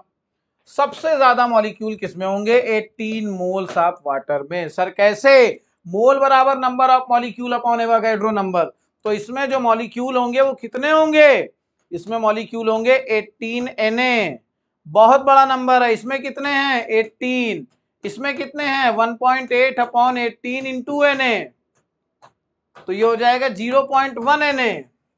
इसमें कितने होंगे, इसमें 18/18 इंटू Na, इसमें हो जाएंगे Na मॉलिक्यूल्स। तो सबसे ज्यादा पूछा है ना आपसे, तो सबसे ज्यादा किसमें होंगे, फोर्थ वाले ऑप्शन में हो जाएंगे। तो मुझे उम्मीद है आपको ये डिस्कशन बहुत अच्छा लगा होगा, बहुत सारी चीजें आपने सीखी होंगी। मैंने केपी आपको निकालना सिखाया है डीओडी के टर्म्स में, जब रिएक्शन का फॉर्मेट आपको दिया हो ए से 2B या ए से B+C। थर्मो के कई कॉन्सेप्ट आपको बताने के प्रयास किए हैं। मुझे उम्मीद है आपको डिस्कशन अच्छा लगा होगा। जरूर बताइएगा डिस्कशन कैसा लगा है। मेहनत करते रहिए लगातार। मुलाकात होगी फिर से किसी अगले सेशन में। फिलहाल आज के लिए इतना ही रख रहे हैं। Thank you so much.